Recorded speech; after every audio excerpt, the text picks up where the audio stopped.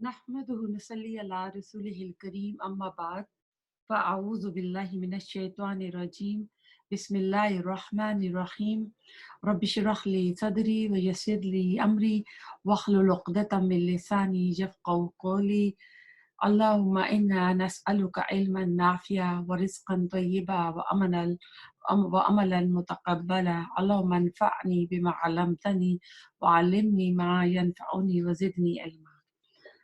पारा नंबर 3 आज अल्लाह ताला की तौफीक और अल्लाह ताला के फजल करम से हम करेंगे। आ, तिलका रुसुलु फद्दलना बअदहुम अला बअद मिनहुम मन कल्लमल्लाहु व रफ़अ बअदहुम दरजात व आतैना ईसा इब्न मरियमल बय्यिनात व अय्यदनाहु बिरूहिल कुदस वलो शाअ अल्लाहु मक़ततल लज़ीना मिन बअदिहिम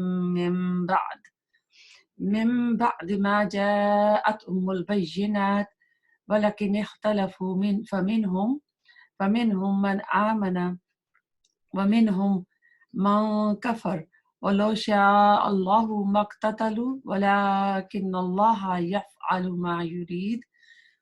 ये रसूल हैं जिनमें से हमने बाज़ को बाज़ पर फजीलत दी है और इनमें से बाज़ वो हैं जिनसे अल्लाह ताला ने बातचीत की है और बाज़ के दर्जात बुलंद किए हैं। और हमने ईसा इब्ने मरियम को मुअज्जज़ात अता फरमाए हैं और रूहुल कुद्स से इनकी ताईद की, मदद की। अगर अल्लाह ताला चाहता तो इनके बाद वाले अपने पास दलीलें आ जाने के बाद हरगिज़ आपस में लड़ाई भड़ाई न करते, लेकिन इन लोगों ने इख्तिलाफ किया। इनमें से बाज़ तो मोमिन हुए और बाज़ काफिर। और अगर अल्लाह चाहता तो ये आपस में ना लड़ते, लेकिन अल्लाह ताला जो चाहता है करता है।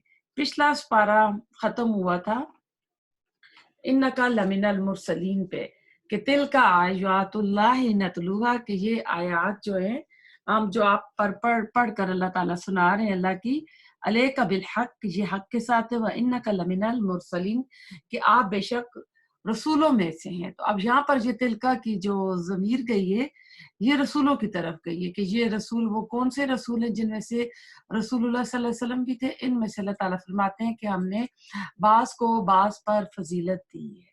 तो अब ऐसा है कि तफरीक नहीं कर सकते अम्बिया के दरमियान। अल्लाह ताला की के अम्बिया हैं, अल्लाह ताला ने उनको फजीलत दी है।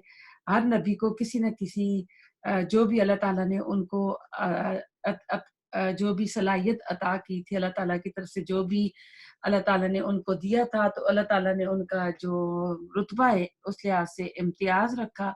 रसूलुल्लाह सल्लल्लाहु अलैहि वसल्लम ने फरमाया कि तुम मुझे अंबिया के दरमियान फजीलत मत देना। और उस तरह जिस तरह के नसारा ने या उन्होंने जैसे मकबरे बना लेते थे, तो उस तरह तुम मेरी कब्र को भी मकबरा ना बनाना। तो आपने इन चीज़ों से मना फरमाया है। तो फिर अल्लाह ताला कह रहे हैं कि कुछ जो अल्लाह के रसूल थे उनसे अल्लाह ताला ने कलाम किया। तो मूसा अलैहिस्सलाम से अल्लाह सुब्हानहू तआला ने कलाम किया था और ईसा अलैहिस्सलाम को अल्लाह ताला ने जो मोइज़े दिए थे, मादरजात अंधे को सही करते थे, बर्स के मरीज को, जिनका सूरतुल माइदा में जाके मजीद जिक्र आएगा। और अल्लाह ताला कहते हैं कि अगर ये ना चाहते तो एक दूसरे को कत्ल ना करते, कि इनके पास तो वाज़िया दलाइल आ चुके थे, अंबिया आ चुके थे, इनके पास तालीमात आ चुकी थी, लेकिन इसके बावजूद इन्होंने कत्ल किया और इख्तिलाफ किया। तो अब ऐसा है कि अगर अल्लाह चाहता तो ये ना करता। यानी जो भी दुनिया में काम हो रहे होते हैं वो अल्लाह ताला की मशीयत से हो रहे होते हैं। एक अल्लाह ताला की मशीयत होती है और एक अल्लाह ताला की रज़ा इलाही होती है। तो लेकिन अल्लाह की रज़ा उसमें शामिल नहीं होती, क्योंकि अल्लाह ताला ने इंसानों को फ्रीडम ऑफ चॉइस दी है। तो वो अपनी मर्जी से जो भी पिक चूज करते हैं, काम करते हैं, गलत करते हैं, अच्छा करते हैं। जब अच्छा कर रहे होते हैं तो उसमें अल्लाह की रज़ा शामिल होती है, लेकिन जब बंदा गलत काम कर रहा होता है तो वो मशीयत इलाही तो होती है, लेकिन फिर वो रज़ा इलाही नहीं होती।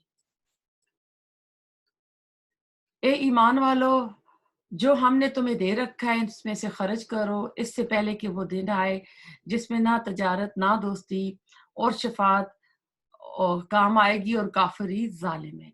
اب یہ آخرت کے دن سے ڈرایا جا رہا ہے کہ ہم اللہ تعالیٰ نے جو رزق ہم کو دیا ہوا ہے، تو یہ جو بھی ہمارے پاس ہے یہ ہمارا اپنا نہیں ہے۔ رزق پھر جو ہے صرف رزق میں مال دولت نہیں آتا، کھانے پینے کی چیزیں نہیں آتی ہیں، اس میں ہماری تمام صلاحیتیں آ جاتی ہیں، ہمارا وقت آ جاتا ہے، ہماری اولاد آ جاتی ہے۔ ہر بندے کو اللہ تعالیٰ نے جو بھی ٹیلنٹ دیا ہے وہ اللہ تعالیٰ کے راستے میں استعمال کرے، اور وہ دن وہ اتنا سخت ہوگا کہ دنیا میں جو لوگ اتنے اتنے بڑے اپنے بینک اکاؤنٹس بنا لیتے ہیں، بڑی بڑی فیکٹریز لگا لیتے ہیں، تو آخرت کے دن یہ مال تجارت کوئی کام نہیں آئے گا، اور دنیا میں جب مشکل وقت آتا ہے تو دوست جو ہوتے ہیں دوست کی مدد کو آ جاتے ہیں، یا خاندان کنبا قبیلہ آ جاتا ہے، اور پھر ایسا ہے کہ شفاعت کے باطلہ کے کچھ اصول ہم مسلمانوں نے بھی سیٹ کر رکھے ہیں۔ عمل سے تو ہم بالکل بے عمل ہیں، لیکن ہم جو ہے کہتے ہیں ہم رسول اللہ علیہ وسلم کی امت میں سے ہیں، اور آپ ہماری قیامت کے دن شفاعت کریں گے، تو شفاعت باطلہ بھی بہت ساری رکھی گئی ہیں۔ تو اب ایسا ہے کہ جس کہتے ہیں کہ جس کا عمل پیچھے رہے گا اس کا حسب نصب اس کو کوئی کام نہیں آئے گا۔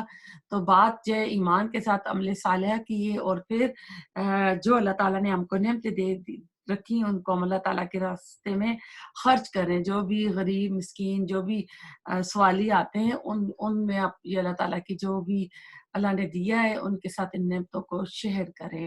اللہ تعالیٰ بھی ان کو دے سکتا ہے، لیکن اللہ تعالیٰ ہمیں آزمانا چاہتا ہے کہ یہ میرے بندے نا کیا کرتے ہیں۔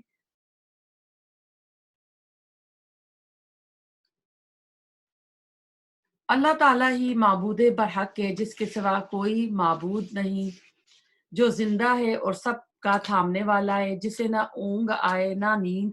اس کی ملکیت میں زمین اور آسمان کی تمام چیزیں ہیں۔ کون ہے جو اس کی اجازت کے بغیر اس کے سامنے شفاعت کر سکے؟ وہ جانتا ہے جو ان کے سامنے ہے اور جو ان کے پیچھے ہے۔ یہ آیت الکرسی ہے، یہ قرآن کی عظیم آیت ہے، اور سورۃ البقرہ کی بھی جو سمجھ لیں کہ 3 بڑی بڑی آیات سورۃ البقرہ میں آتی ہیں۔ ایک آیت بر ہم پڑھ چکے ہیں، اور یہ ایک آیت ہے جس میں کہ تقریباً 16 اس میں جملے ہیں، اور اس میں تقریباً 25 اللہ تعالیٰ کے صفاتی نام آئے ہیں۔ اور یہ اس کی فضیلت میں یہ ہے کہ رسول اللہ صلی اللہ علیہ وسلم نے فرمایا جو فرض نماز کے بعد آیت الکرسی پڑھے گا تو جنت میں جانے سے اس کو کوئی چیز روک نہیں سکتی ہے۔ تو اس میں کیونکہ اللہ تعالیٰ کی صفات ہیں، اللہ تعالیٰ کی تعریف ہے، تو اس میں جادو کا بھی علاج ہے، نظر کا بھی علاج ہے، یہ پروٹیکشن کے لیے بھی ہے۔ گھر سے نکلیں پڑھیں، آپ اپنے بچوں کے اوپر دم کریں، تو یہ سارا اس کے ساتھ آپ کر سکتے ہیں، اور اس کی بڑی فضیلت بتائی جاتی ہے۔ اور ایک بار ابو ہریرہ کسی صدقے کے مال پر گارڈ بنے ہوئے تھے، تو شیطان آ جاتا تھا چوری کرتے ہوئے، اس کو پکڑ لیتے تھے، تو رسول اللہ علیہ وسلم کو بتاتے تھے، وہ کہتا تھا آج چھوڑ دو میں کل نہیں آؤں گا، تو رسول اللہ علیہ وسلم کو بتاتے تھے، وہ کہتے نہیں وہ آج بھی آئے گا۔ تو آخر میں اس شیطان نے نا جب وہ رہنے کا کہ نہیں اب میں تمہیں نہیں چھوڑوں گا، تو اس نے کہا کہ نہیں تم مجھے چھوڑ دو لیکن تم آیت الکرسی پڑھو نا، تو تمہارے اس سامان کے اوپر تیری حفاظت ہو جائے گی۔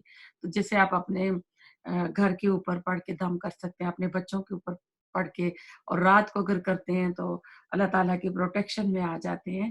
تو جب انہوں نے رسول اللہ علیہ وسلم کو بتایا تو آپ نے فرمایا تھا ہے تو وہ جھوٹا لیکن وہ سچی بات کر کے کیا ہے۔ اب اس میں دیکھیں کہ اللہ لا الہ الا هو الحی القیوم، اب یہ کہتے ہیں کہ اس میں اعظم میں سے اللہ تعالیٰ کے جو نام ہیں، علماء کہتے ہیں کہ یہ نام اللہ تعالیٰ کے اس میں اعظم میں سے ہے کہ اللہ ہی معبود برحق ہے، جس کے سوا کوئی معبود نہیں ہے۔ دنیا کے تمام معبودوں کو نا لا کی تلوار سے کہتے ہیں لا الہ الا، لا کی تلوار سے ان کو کاٹ کے پھینک دیتے ہیں کہ صرف اللہ ہی وہ ذات ہے جو عبادت کے لائق ہے، جو زندہ اور سب کو تھامنے والا ہے۔ دنیا کے جتنے بھی سپر پاور ہو جائے جو بھی ہوئے ان کے ساتھ موت لگی ہوئی ہے، لیکن اگر وہ جو بھی ہے تو وہ صرف اپنے آپ کو ہی تھام سکتے ہیں، پوری कायनात को नहीं संभाल सकते, या अपनी जो उनको हुकूमत, किंगडम, मुल्क मिला होता है उसको नहीं संभाल सकते। उन्होंने कितने उसमें डिपार्टमेंट बनाए होते हैं, कितने वज़रा होते हैं, कैबिनेट्स होती हैं, लेकिन अल्लाह सुब्हाना तआला वाहदहू ला शरीक है, उसने अपनी पूरी कायनात को थामे हुआ है, और जिसे ना ऊँग आए और ना नींद आए। आप देखें जो किसी जगह सिक्योरिटी का काम करता हो, गार्ड हो, तो किसी न किसी वक़्त तो उसको नींद आ जाएगी, बैठे-बैठे वो थक जाएगा।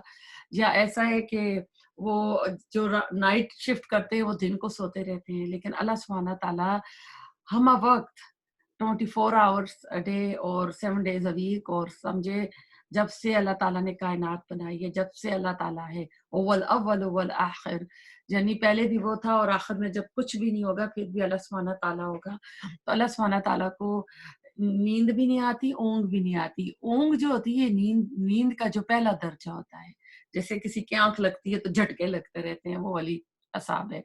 इसकी मलकियत में ज़मीन और आसमानों की तमाम चीज़ें हैं। यानी इतनी बड़ी किंगडम की देखभाल अल्लाह सुब्हाना तआला कर रहा है, तो देखिए अल्लाह ताला कौन है। फिर अल्लाह ताला कहते हैं, कौन है जो इसकी इजाज़त बगैर इसके सामने शफ़ाअत कर सके। अब जितने भी शफ़ाअत के झूठे जो तरीके राइज करके लोगों ने रखे हुए हैं ना, तो उस सब की यहाँ पे नफ़ी हो जाती है। तो फिर है कि वो जानता है जो इसके सामने और जो इनके पीछे है। तो अल्लाह ताला को सारा इल्म है। अब देखें हम लोग ना इतना ही जान सकते हैं ना जितना आज के दिन हुआ या कल हुआ। कल वाला भी पिछले हफ्ते इस दिन जो हुआ था, हम में से किसी को याद नहीं होगा कि लास्ट वेडनेसडे आपने क्या किया या कौन से कपड़े पहने या क्या खाना खाया था। और फ्यूचर का तो किसी के पास इल्म है ही नहीं कल का। तो अल्लाह ताला के सामने ना माज़ी है, ना हाल है, ना मुस्तकबिल है। सारे ज़माने अल्लाह सुब्हाना तआला के सामने ओपन है। जैसे कोई हवाई जहाज़ में जा रहा होता है तो उसको ना लिमिटेड एरिया नज़र आ रहे होते हैं। अगर उन जगहों से वाकिफ़ है तो वो निशानदेही कर सकता है जहाज़ की ऊँची उड़ान नहीं है तो ये फलाँ जगह का स्टेशन होगा, ये फलाँ का होगा। तो यानी थोड़ा ऊपर गया तो उसको थोड़ा नज़र आ रहा है। तो अल्लाह ताला तो अपने अर्श पर है, और अल्लाह ही ताला तो खालिक, मालिक और मुदब्बर है, तो वो ही तो सबकी देखभाल कर रहा है, सबको चला रहा है, वो जानता है सब कुछ ना। और वो उसके इल्म में से किसी चीज़ का इहाता नहीं कर सकते मगर जितना चाहे। अल्लाह ताला का इल्म जो है कदीम है, अल्लाह ताला की ज़ात भी कदीम है, इंसान जो है उसका इल्म हादिस है, और इंसान जो है वो फ़ना होने वाली मखलूक है। तो अब इंसान जितने भी आजकल तरक्की कर रहे हैं, कहाँ से कहाँ तक पहुँच चुके हैं, तो ये अल्लाह ताला जितना चाह रहा है इंसान को इल्म दे रहा है, उसकी बिना पर ये इसमें आगे बढ़ के तरक्की कर रही है, और इसकी कुर्सी की वुसअत ने ज़मीन और आसमान को घेर रखा है। यानी अल्लाह सुब्हाना ताला की कुर्सी इतनी बड़ी है कि ज़मीन और आसमान को से भी, यानी इतनी ह्यूज चीज़ है। तो आप सोचिए अर्श क्या होगा। ये आयात मुतशाबिहात में से हैं, और इसको जो एक हदीस में बताया गया है इसके बारे में कि ये बिल्कुल ऐसे समझे कि अ, जैसे एक ये बहुत बड़ा रेगिस्तान है, और उसके अंदर एक अंगूठी है, और अंगूठी जो है ये पूरी कायनात है, और जो पूरा रेगिस्तान है वो कुर्सी है। फिर यही जो पोज़ीशन है ये कुर्सी की अर्श के सामने आती है। तो अल्लाह ताला की कुर्सी को बाज़ लोगों ने कहा कि ये फुटप्रिंट है, फुट स्टूल है, सॉरी फुटप्रिंट नहीं, फुट स्टूल है जिस पे पाँव रखे जाते हैं। तो अब ऐसा है कि ये आयत मुतशाबिहात में से हैं। हमारा ईमान है कि अल्लाह ताला अपने अर्श पर है और ये कुर्सी भी वहाँ पर है, और इनकी हिफाज़त से ना थकता है, ना उकताता है, वो तो बहुत बुलंद और बहुत बड़ा है। यानी अल्लाह ताला ज़मीन और आसमान की हिफाज़त कर रहा है, उससे थकता नहीं, उकताता नहीं है। हम इंसान जो है ना, कितना काम करते हैं, अगर 2 घंटे बैठ के कहीं कर रहे होते हैं, तो हमारी गर्दन, शोल्डर में दर्द शुरू हो जाते हैं। तो अल्लाह ताला जो है इन चीज़ों से पाक है। फिर आगे है, दीन के बारे में कोई ज़बरदस्ती नहीं, हदायत दलालत से रोशन हो चुकी है। तो इसलिए जो शख्स अल्लाह ताला के सिवा दूसरे माबूद کا انکار کر کے اللہ تعالیٰ پر ایمان لائے، اس نے مضبوط کڑے کو تھام لیا جو کبھی نہ ٹوٹے گا، اور اللہ تعالیٰ سننے والا اور جاننے والا ہے۔ اس کے پیچھے شان نزول آتی ہے کہ انسان کی کچھ نوجوان یہودی اور عیسائی ہو گئے تھے، پھر جب یہ انصار مسلمان ہو گئے تو انہوں نے اپنی اولاد کو بھی نا، جو یہودی اور انصاری بن چکے تھے، مسلمان بنانا چاہا زبردستی۔ تو اس وقت یہ آیت آئی کہ اسلام میں کوئی زور جبر اور زبردستی نہیں ہے۔ یہ کہ اگر کوئی اپنی خوشی سے مسلمان ہوتا ہے تو ٹھیک ہے، اگر اسلامی لینڈ میں رہ رہا ہے تو پھر جزیہ دے گا۔ اور اس جو کہتے ہیں نا کہ اسلام تلوار کے زور پہ پھیلا، تو وہ بھی دیکھ لیں کہ قرآن میں اللہ تعالیٰ کہہ رہے ہیں کہ دین میں کوئی زور اور زبردستی نہیں ہے۔ تو جو اپنی مرضی سے خوشی سے آئے گا اسی کو اللہ تعالیٰ اپنے دین میں قبول فرمائے گا۔ پھر آتے ہیں آیت نمبر 257 میں، ایمان لانے ہاں پھر اس میں ایک پوائنٹ آیا کہ جو اللہ تعالیٰ کے مضبوط یعنی اللہ تعالیٰ کو تھام لیتا ہے، اللہ تعالیٰ کے دین کو، دینی احکامات کو، تو اس نے ایک مضبوط کڑے کو تھام لیا جو ٹوٹے گا نہیں۔ یعنی اس کا پھر جو رشتہ ہے نا وہ آسمان کے ساتھ، اللہ کے ساتھ جڑ جاتا ہے۔ اللہ تعالیٰ کہتے ہیں نا یہ قرآن جو ہے نا یہ ایک رسی ہے جس کا ایک سرا اللہ کے ہاتھ میں اور دوسرا سرا اللہ کے بندوں کے ہاتھ میں ہوتا ہے۔ ان بندوں کے ہاتھوں میں ہوتا ہے جو قرآن کو کھولتے ہیں، پڑھتے ہیں، سمجھتے ہیں اور ان پر عمل کرتے ہیں۔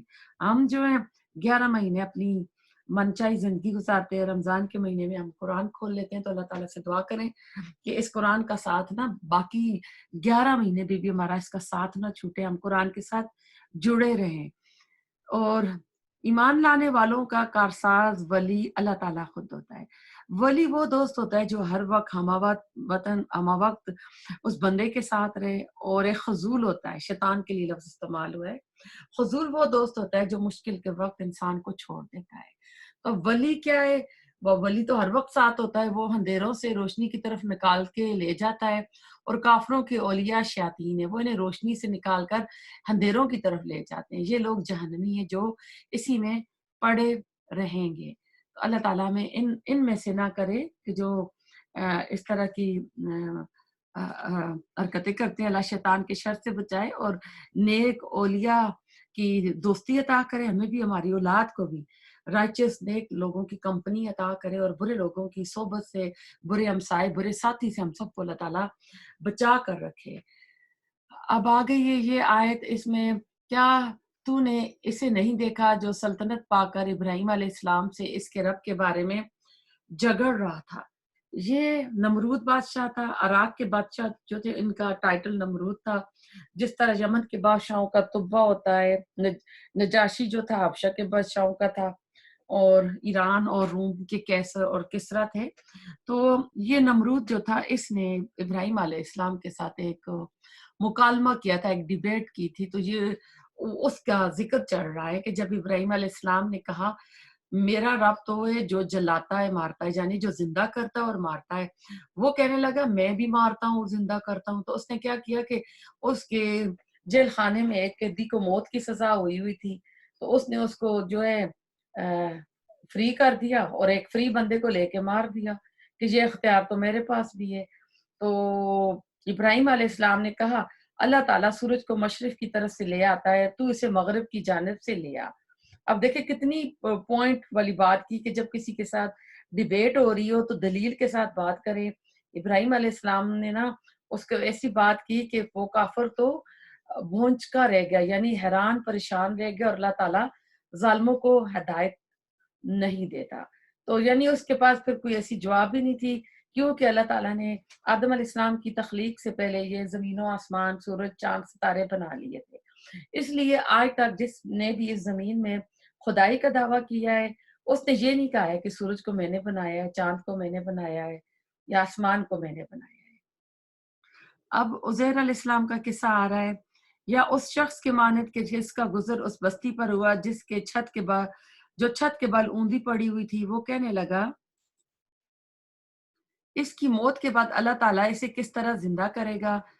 تو اب یہ ایسا تھا کہ بخت نصر نے حملہ کر کے یہ جو یہود تھے ان کی اینٹ سے اینٹ بجا دی تھی، تو یہ سارے کے سارے جو تھے نا عزیر علیہ السلام جو ہے کہیں سفر کر رہے تھے، تو اللہ تعالیٰ نے ان کو نا مار دیا. تو 100 سال تک یہ وہاں پر یعنی اسی حالت میں رہے. جب یہ زندہ ہوئے تو پھر وہ دیکھتے ہیں کہ اس میں اگلی آیات میں آئے گا تو ان کی جو تورات تھی وہ بھی جو ہے نا اس میں ختم ہو گئی تھی. تو یہ تورات کے حافظ تھے. جب 100 سال بعد دوبارہ زندہ ہوتے ہیں تو یہ اپنی حافظے سے اس تورات کو لکھتے ہیں. تو اب ایسا ہے کہ جب اس نے اتنی اجڑی اجاڑ بستی دیکھی نا تو اس نے کہا کہ یہ اللہ تعالیٰ کس طرح ان کو نا زندہ کرے گا.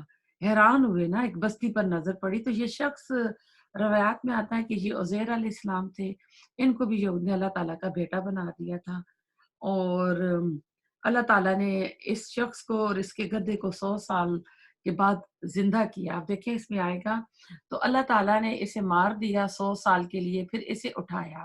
پوچھا کتنی مدت تم پر گزری؟ کہنے لگا ایک دن یا دن کا کچھ حصہ. فرمایا بلکہ تو 100 سال تک رہا.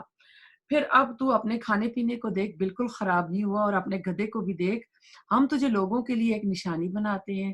تو دیکھ کہ ہم ہڈیوں کو کس طرح اٹھاتے ہیں, پھر ان پر گوشت چڑھاتے ہیں. جب یہ سارا ظاہر ہو چکا تو کہنے لگا میں جانتا ہوں کہ اللہ تعالیٰ ہر چیز پر قادر ہے. تو ایسا ہے کہ کھانا جو ہے سب سے پہلے خراب ہونے والی چیز ہے, لیکن 100 سال بعد کھانا جو تھا تر و تازہ فریش تھا. ان کا گدھا جو تھا اس کی ہڈیاں پڑی ہوئی تھی ان کی آنکھوں کے سامنے, وہ اس کی ہڈیاں جڑی اور اس کے اوپر گوشت چڑھ گیا, وہ سارا زندہ ہو گیا. تو اس لیے وہ کہتا ہے کہ سارا جو اختیار ہے وہ اللہ تعالیٰ کا ہی اور کسی کا نہیں ہے. تو اس کو اب یقین, یعنی اس کا جو یقین تھا وہ پختہ ہو گیا تھا. پھر ایک دوسرا واقعہ اب آ رہا ہے. اب دیکھیں یہ ہم نے پڑھا ہے چوتھا واقعہ جو مرنے کے بعد اللہ تعالیٰ نے جس کو زندہ کیا, یہ عزیر علیہ السلام سے سورۃ بقرہ سے چلا آ رہا ہے. اب اگلی جو آیات میں آئے گا یہ آخری پانچواں واقعہ آئے گا. حضرت ابراہیم علیہ السلام کہیں گے, جب ابراہیم علیہ السلام نے کہا اے میرے رب مجھے دکھا تو مردوں کو کس طرح زندہ کرے گا. جناب باری تعالیٰ نے فرمایا کیا تمہیں ایمان نہیں؟ جواب دیا ایمان تو ہے لیکن میرے دل کی تسکین ہو جائے گی. فرمایا 4 پرندے لو, ان کے ٹکڑے کر ڈالو, پھر ہر پہاڑ پر ان کا ایک ایک ٹکڑا رکھ دو, پھر انہیں پکارو, تمہارے پاس دوڑتے ہوئے آ جائیں گے. اور جان رکھو اللہ تعالیٰ غالب ہے اور حکمتوں والا ہے. اب ایسا ہے انبیاء کرام کو اللہ تعالیٰ معجزے کیوں دکھاتا ہے؟ ایمان کا آخری درجہ یقین ہوتا ہے. ان کو یقین کی حد تک دکھانے کے لیے کہ انہوں نے جا کے آگے اپنی جو عوام ہوتی ہے, امت ہوتی ہے, اس سے باتیں کرنی ہوتی ہے, تو یعنی ٹھوس دلیل کے ساتھ کر سکیں. تو یہاں پر بھی حضرت ابراہیم علیہ السلام نے کہا ایمان تو ہے لیکن میں اپنے دل کی تسکین چاہتا ہوں. تو اللہ تعالیٰ نے کہا 4 پرندے لو, یعنی ان کو اپنا جیسے پیٹ بنا لیتے ہیں, اپنے ساتھ ہلا لو, اور پھر ان کو ذبح کر کے ان کے ٹکڑے کر کے پہاڑ پہ پھینک دو, پھر پکارو. تو پکارو کیسے؟ جب کوئی ہم جو بھی بلی رکھتے ہیں, کوئی برڈز رکھتے ہیں, طوطا رکھتے ہیں, تو اس کے نام دیتے ہیں نا, تو یعنی ان پرندوں کو ناموں سے جب پکارو گے تو وہ دوڑتے ہوئے آ جائیں گے. تو پھر وہ ایسا ہی ہوا تھا. تو اللہ تعالیٰ کہہ رہے ہیں کہ اللہ تعالیٰ غالب ہے اور حکمتوں والے ہیں. تو یہ جو ہے 5واں واقعہ اس سورہ میں آیا ہے, جن کو مرنے کے بعد اللہ تعالیٰ نے دوبارہ زندہ کیا. تو اس سے کیا پتہ چلتا ہے کہ کلی اختیار, کلی پاور اللہ سبحانہ تعالیٰ کا ہے. ہم بندے جو ہیں اللہ تعالیٰ کے سامنے حقیر ہیں, اللہ کی مخلوق ہیں, تو ہمیں ہر وقت اللہ تعالیٰ سے ڈرنا چاہیے. اور جو ہم قرآن میں پڑھتے ہیں جو بھی, اس کے اوپر ہمارا ایمان ہونا چاہیے. اب پھر بات چل رہی ہے مثل الذین ينفقون اموالهم فی سبیل اللہ کمثل حبۃ انبتت 7 سنابل فی کل سنبلۃ 100 حبۃ واللہ یضاعف لمن یشاء واللہ واسع علیم. جو لوگ اپنا مال اللہ تعالیٰ کی راہ میں خرچ کرتے ہیں, اس کی مثال اس دانے جیسی ہے جس میں 7 بالیاں نکلے, اور ہر بالی میں 100 دانے, اور اللہ تعالیٰ جسے چاہے بڑھا چڑھا کر دے, اور اللہ تعالیٰ کو شادگی والا اور علم والا ہے. اب دیکھیں اللہ تعالیٰ بادشاہ ہے, پوری کنگڈم اس کی ہے. اس نے ہم بندوں میں سے کسی کو رزق زیادہ دیا, کسی کو مال میں زیادہ دیا, کسی کو خوبصورتی دی, کسی کو عقل زیادہ دی, کسی کو ذہن زیادہ دیا. تو ہر بندہ مختلف کیٹیگریز میں تقسیم ہوا ہے. تو اسی طرح جہاں دولت ہے ایک طرف تو دوسری طرف غربت بھی ہے, بادشاہ ہے تو فقیری بھی ہے.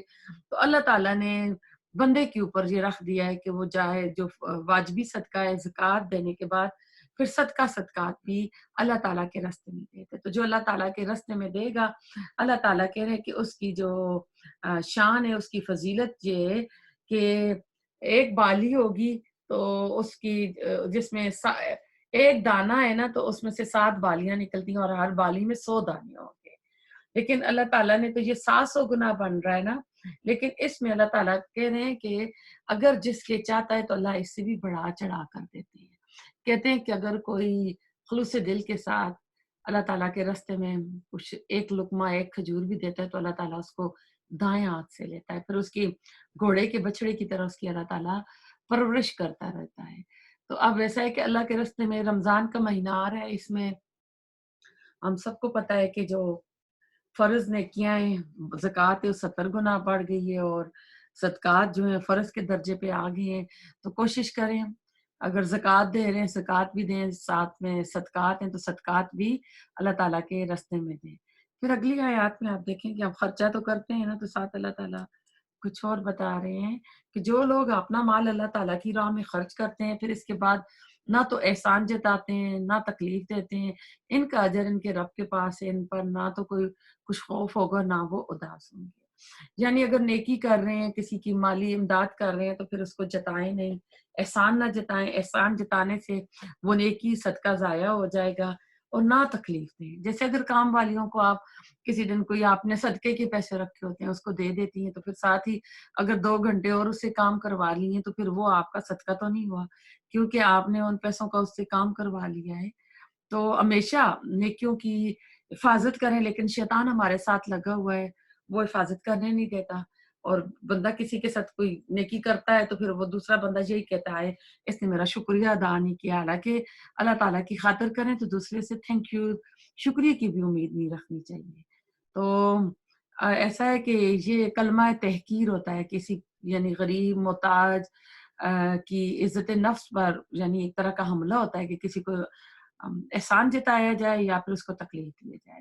قیامت والے دن اللہ تعالیٰ 3 آدمیوں سے کلام نہیں کرے گا، ان میں سے ایک احسان جتانے والا ہوگا. تو ایسا ہے کہ ہم اپنے آپ کو اس سے بچا کر رکھیں. پھر دیکھیں اسی کے ساتھ اللہ تعالیٰ کہہ رہے ہیں کہ کوئی آپ سے سوالی بن کے آتا ہے مانگتا ہے تو کسی کو ڈانٹو نہیں جھڑکو نہیں بلکہ کیا کرنا ہے قول معروف مغفرۃ خیر من صدقۃ یتبعها اذى واللہ غنی حلیم. نرم بات کہنا اور معاف کر دینا اس صدقے سے بہتر ہے جس کے بعد ایذا رسانی یعنی تکلیف ہو، اور اللہ تعالیٰ بے نیاز اور بردبار ہے. اگر کوئی مانگنے آ جاتا تو کہتے ہیں نا کہ بابا معاف کر دو، نہیں ہے آرام سے کچھ کر دیں تو وہ زیادہ بھلی بات کہنا مناسب ہوگی کہ اگر آپ نے کوئی اس کی مدد کی اور اس کے بعد اگر اس کو کوئی تکلیف دے رہے ہیں. تو اس سے پتہ چلتا ہے جو بھی سوالی آئے اس سے نرمی اور شفقت کا معاملہ کریں اور اللہ تعالیٰ نے اپنے فضل و کرم سے جو بھی دے رکھا ہے تھوڑا بہت اس کو دے دیا کریں اس کے ظاہریت پر گمان کرتے ہوئے کہ اس کو ضرورت ہوگی. تو کہتے ہیں کہ حدیث میں آیا گیا ہے کہ پاکیزہ کلمہ نا نبی صلی اللہ علیہ وسلم نے فرمایا تم کسی بھی معروف نیکی کو حقیر مت سمجھو اگرچہ اپنے بھائی سے خندہ پیشانی سے ملنا ہی کیوں نہ ہو. یعنی اچھے اخلاق سے ملنا بھی ایک نیکی اور صدقہ ہے. اور آپ کو پتہ ہے کہ کسی کی طرف مسکرا کے دیکھنا بھی صدقہ ہے، راستے سے تکلیف دہ چیز ہٹانا بھی صدقہ ہے. تو اگر آپ اس کی لسٹ کاؤنٹ کریں تو اس لسٹ میں کتنی زیادہ چیزیں آ جائیں گی. کوئی آ رہا ہے تو دروازہ کھول دینا اس کے لیے، دروازہ پکڑی رکھنا کہ وہ بھی اس میں سے آ کے تو دروازے سے گزر جائے. آیت نمبر آ رہے ہیں 264 پہ ابھی. اے ایمان والو اپنی خیرات کو احسان جتا کر اور ایذا پہنچا کر برباد نہ کرو جس طرح وہ شخص جو اپنا مال لوگوں کے دکھاوے کے لیے خرچ کرتا ہے اور نہ اللہ تعالیٰ پر ایمان رکھے نہ قیامت پر اس کی مثال اس صاف پتھر کی طرح ہے جس پر تھوڑی سی مٹی ہو پھر اس پر زوردار بارش برسے اور اسے بالکل صاف اور سخت چھوڑ دے. ان ریاکاروں کو اپنی کمائی میں سے کوئی چیز ہاتھ نہیں لگتی اور اللہ تعالیٰ کافروں کی قوم کو سیدھی راہ نہیں دکھاتا. اب دیکھیں چٹیل جو پتھر ہوتا ہے نا اس کے اندر نہ تو پانی ابزارب ہوتا ہے نہ یعنی اپنے اس کے اندر خیر ہوتی ہے، نہ وہ پانی روک سکتا ہے اپنے اوپر کہ کوئی اور آ کے اس سے فائدہ اٹھا سکے. تو اس کی مثال اللہ تعالیٰ نے اس طرح دی ہے. پھر اللہ تعالیٰ کہتے ہیں ان ریاکاروں کو اپنی، یہ تو ہو گئی آئے، ان لوگوں کی مثال جو اپنا مال اللہ تعالیٰ کی رضامندی کی طلب میں دل کی خوشی اور یقین کے ساتھ خرچ کرتے ہیں، اس باغ جیسی ہے جو اونچی زمین پر ہو اور زوردار بارش اس پر برسے اور اپنا پھل دگنا لا دے. اب دیکھیں جو اللہ تعالیٰ کی رضامندی کے لیے، اس کو بھی مال کی طلب ہے، لیکن اللہ تعالیٰ کی محبت میں، اللہ تعالیٰ کے بندوں میں جو خرچ کرتے ہیں، تو اللہ تعالیٰ کہہ رہے ہیں کہ ایک طرف تو صدقہ دے کر، خیرات دے کر، احسان جتا کر تکلیف دے دیں یا لوگوں کو دکھانے کے لیے دے دیں، تو اس کی مثال تو اللہ تعالیٰ نے کہا کہ چکنے پتھر سی ہے جس پر جانی کوئی مٹی بھی نہیں ہوتی، پانی بھی آتا ہے تو نہیں ٹھہر سکتا، نہ اس پہ بیج بو سکتے ہیں، نہ اس کے اوپر کوئی اور وہ چیز اگ سکتی ہے. تو بارش آتی تو بالکل صاف ستھرا یعنی اس سے پھسل کے چلی جاتی ہے. تو اللہ تعالیٰ کہہ رہے ہیں اس کے مقابلے میں جو اللہ کی رضا کے لیے خرچ کرتے ہیں تو وہ ایسا ہے کہ ایک باغ ہے جو بلندی پر ہو. جو باغ بلندی پر ہوتا ہے تو آپ کو پتہ ہے کہ اس کو دھوپ بھی چاروں طرف سے لگتی ہے، ہوا بھی لگتی ہے، یعنی اس کے لیے جو ایٹماسفیئر ہوتا ہے بہت ہی پسندیدہ ہوتا ہے. اور زوردار بارش برسے اور اپنا پھل دگنا دے، یعنی وہ پھل بھی پھر اچھا دیتا ہے. یعنی پہاڑی مقامات پر دیکھیں وہاں کے جو پھل ہوتے ہیں، سبزیاں ہوتی ہیں، وہ زیادہ یعنی غذائیت والی ہوتی ہیں. اگر اس پر بارش نہ بھی برسے تو فوار ہی کافی ہے، اور اللہ تعالیٰ تمہارے کام دیکھ رہا ہے. اگر بارش نہ بھی ہو تو آپ کو پتہ ہے کہ ایسی اونچی جگہ پر اوس پڑتی ہے اور شبنم کے قطرے جو پڑتے ہیں تو وہ بھی اس کو انف ہو جاتے ہیں.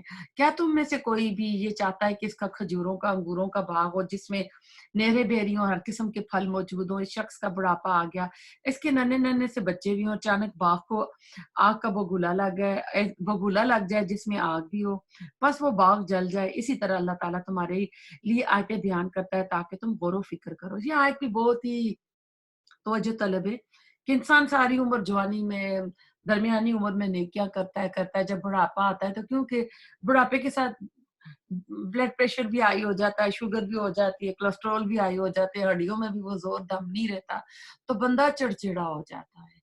جب چڑچڑا ہو جاتا ہے تو پھر شامت کیا ہوتی ہے گھر میں، پھر جو بہو بیٹیاں ہوتی ہیں ان کی آتی ہیں، تو وہ بات بات پہ کچھ نہ کچھ کرتے ہیں. تو پھر ایسا ہے کہ اس میں جو انسانوں کی حق تلفی ہو رہی ہوتی ہے، تو اس وقت ان کو نہ اپنا نرمی کا معاملہ رکھنا چاہیے، یا اپنے آپ کو زیادہ دین کے ساتھ، قرآن عبادت کے ساتھ بزی کر لے.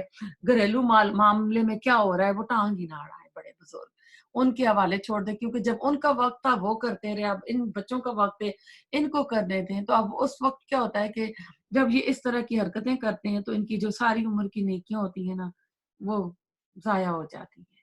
اور کچھ کہتے ہیں کہ ساری عمر نیکیاں کرتا کرتا بڑھاپے میں آ کے کوئی ایسا کام کر لیتا ہے جس سے اس کا جیسے وراثت کی غلط تقسیم کر دی، تو کیا ہوتا ہے کہ وہ اپنے لیے پھر نا وہاں پہ ایک طرح سے نقصان پاتا ہے. جیسے ایک باغ ہے، اس کو آ کے آگ لگی اور سب کچھ ضائع ہو جائے اور اس کے چھوٹے چھوٹے بچے بھی ہوں نا، تو سارے تو اللہ تعالیٰ کہہ رہے ہیں کہ ان نشانیوں سے تم اپنے لیے نا سبق حاصل کرو.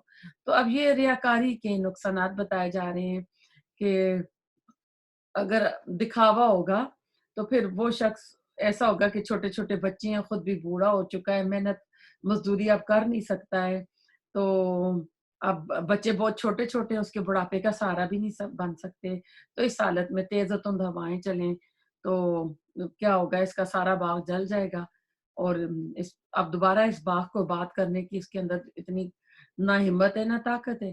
تو ریاکاری کے ساتھ جو اعمال کیے جاتے ہیں ان کا یہ اشر بتایا جا رہا ہے، انجام بتایا جا رہا ہے. تو اللہ تعالیٰ سے دعا کرتے ہیں اللہ تعالیٰ ہمیں ریاکاری سے بچائے، اور جو بھی ہم عمل کریں اللہ تعالیٰ اپنے ہاں قبول فرمائے.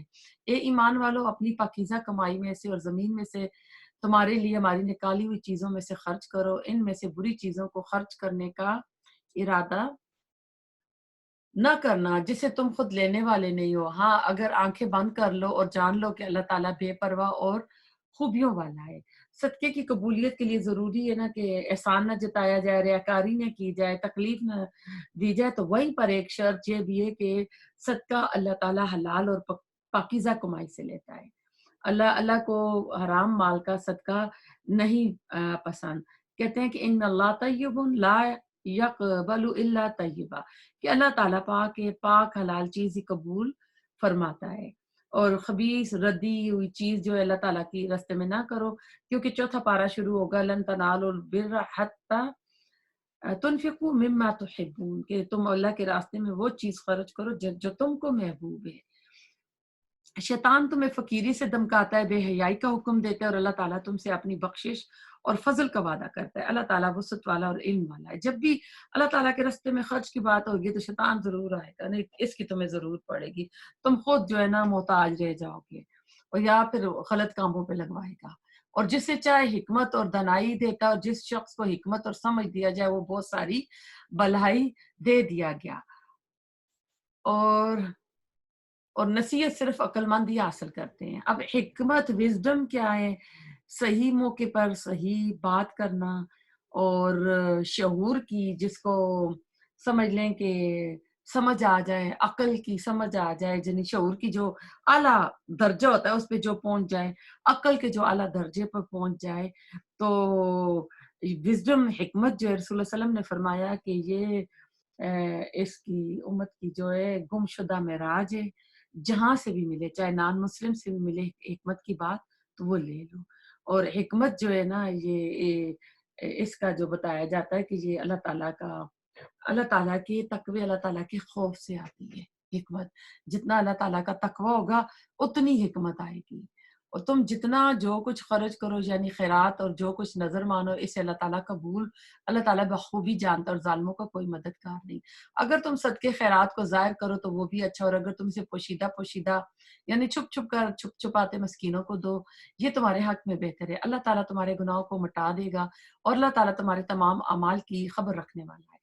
اب صدقے صدقات جو ہے نا اس میں کہا گیا ہے، تو اس میں علماء بتاتے ہیں کہ جو واجب ہے زکوٰۃ ہے وہ بتا کر دیں، کہ جو بھول گئے تو ان کو یاد آ جائیں گے۔ باقی نفلی صدقات جو ہیں وہ آپ جو ہیں یعنی چھپتے چھپاتے دیں گے، کسی کو پتہ نہ چلے۔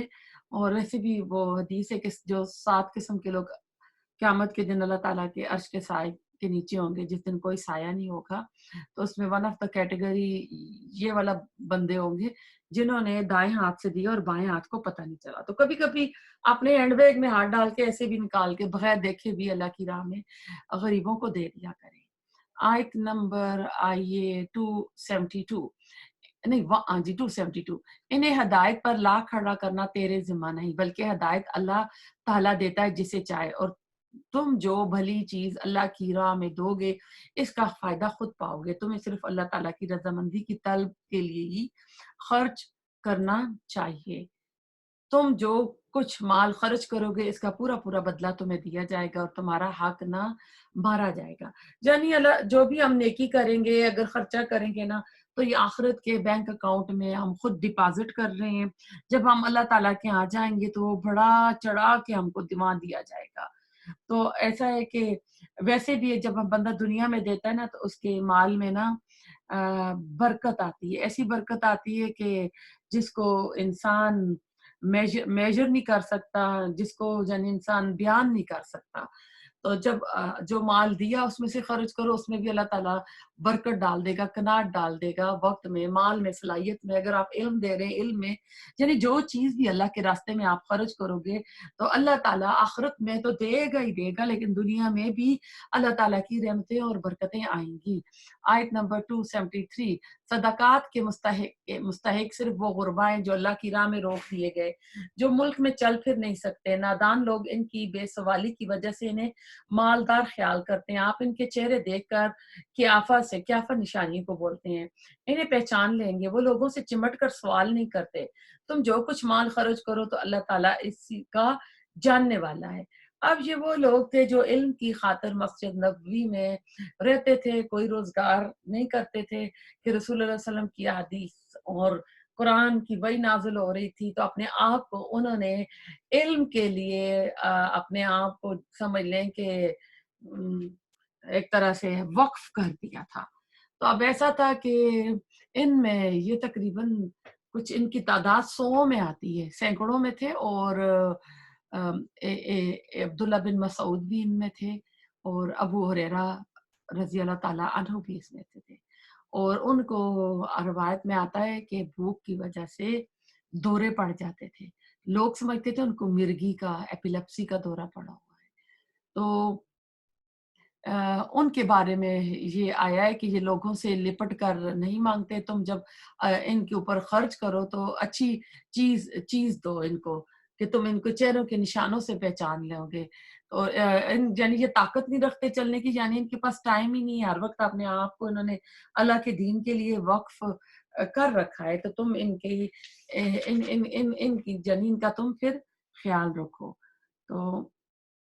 تو ایسا ہے، حدیث میں آتا ہے کہ مسکین وہ نہیں جو ایک ایک دو دو کھجور یا ایک ایک دو دو لقمے کے لیے در در جا کر سوال کرتا ہے. مسکین تو وہ ہے جو سوال سے بچتا ہے. پھر نبی صلی اللہ علیہ وسلم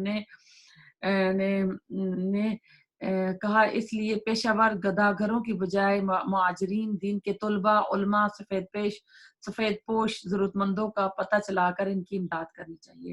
اس طرح جو کچھ انسٹیٹیوٹ ہوتے ہیں، کچھ ایسی جو ایسوسیشن ہوتی ہیں، ادارے ہوتے ہیں جہاں پہ بچے پڑھ رہے ہوں، تو وہاں بھی آپ دے سکتے ہیں کہ جو اپنا خرچہ نہیں اٹھا سکتے، آپ ان کی تعلیم کا خرچہ چلائیں اور ان کی مدد کریں.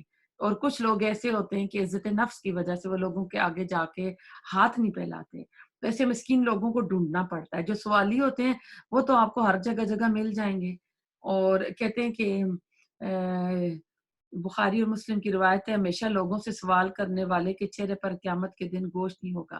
یعنی جو خواہ مخواہ کر رہا ہے، تو ہمیشہ اس سے بچنا چاہیے انسان کو.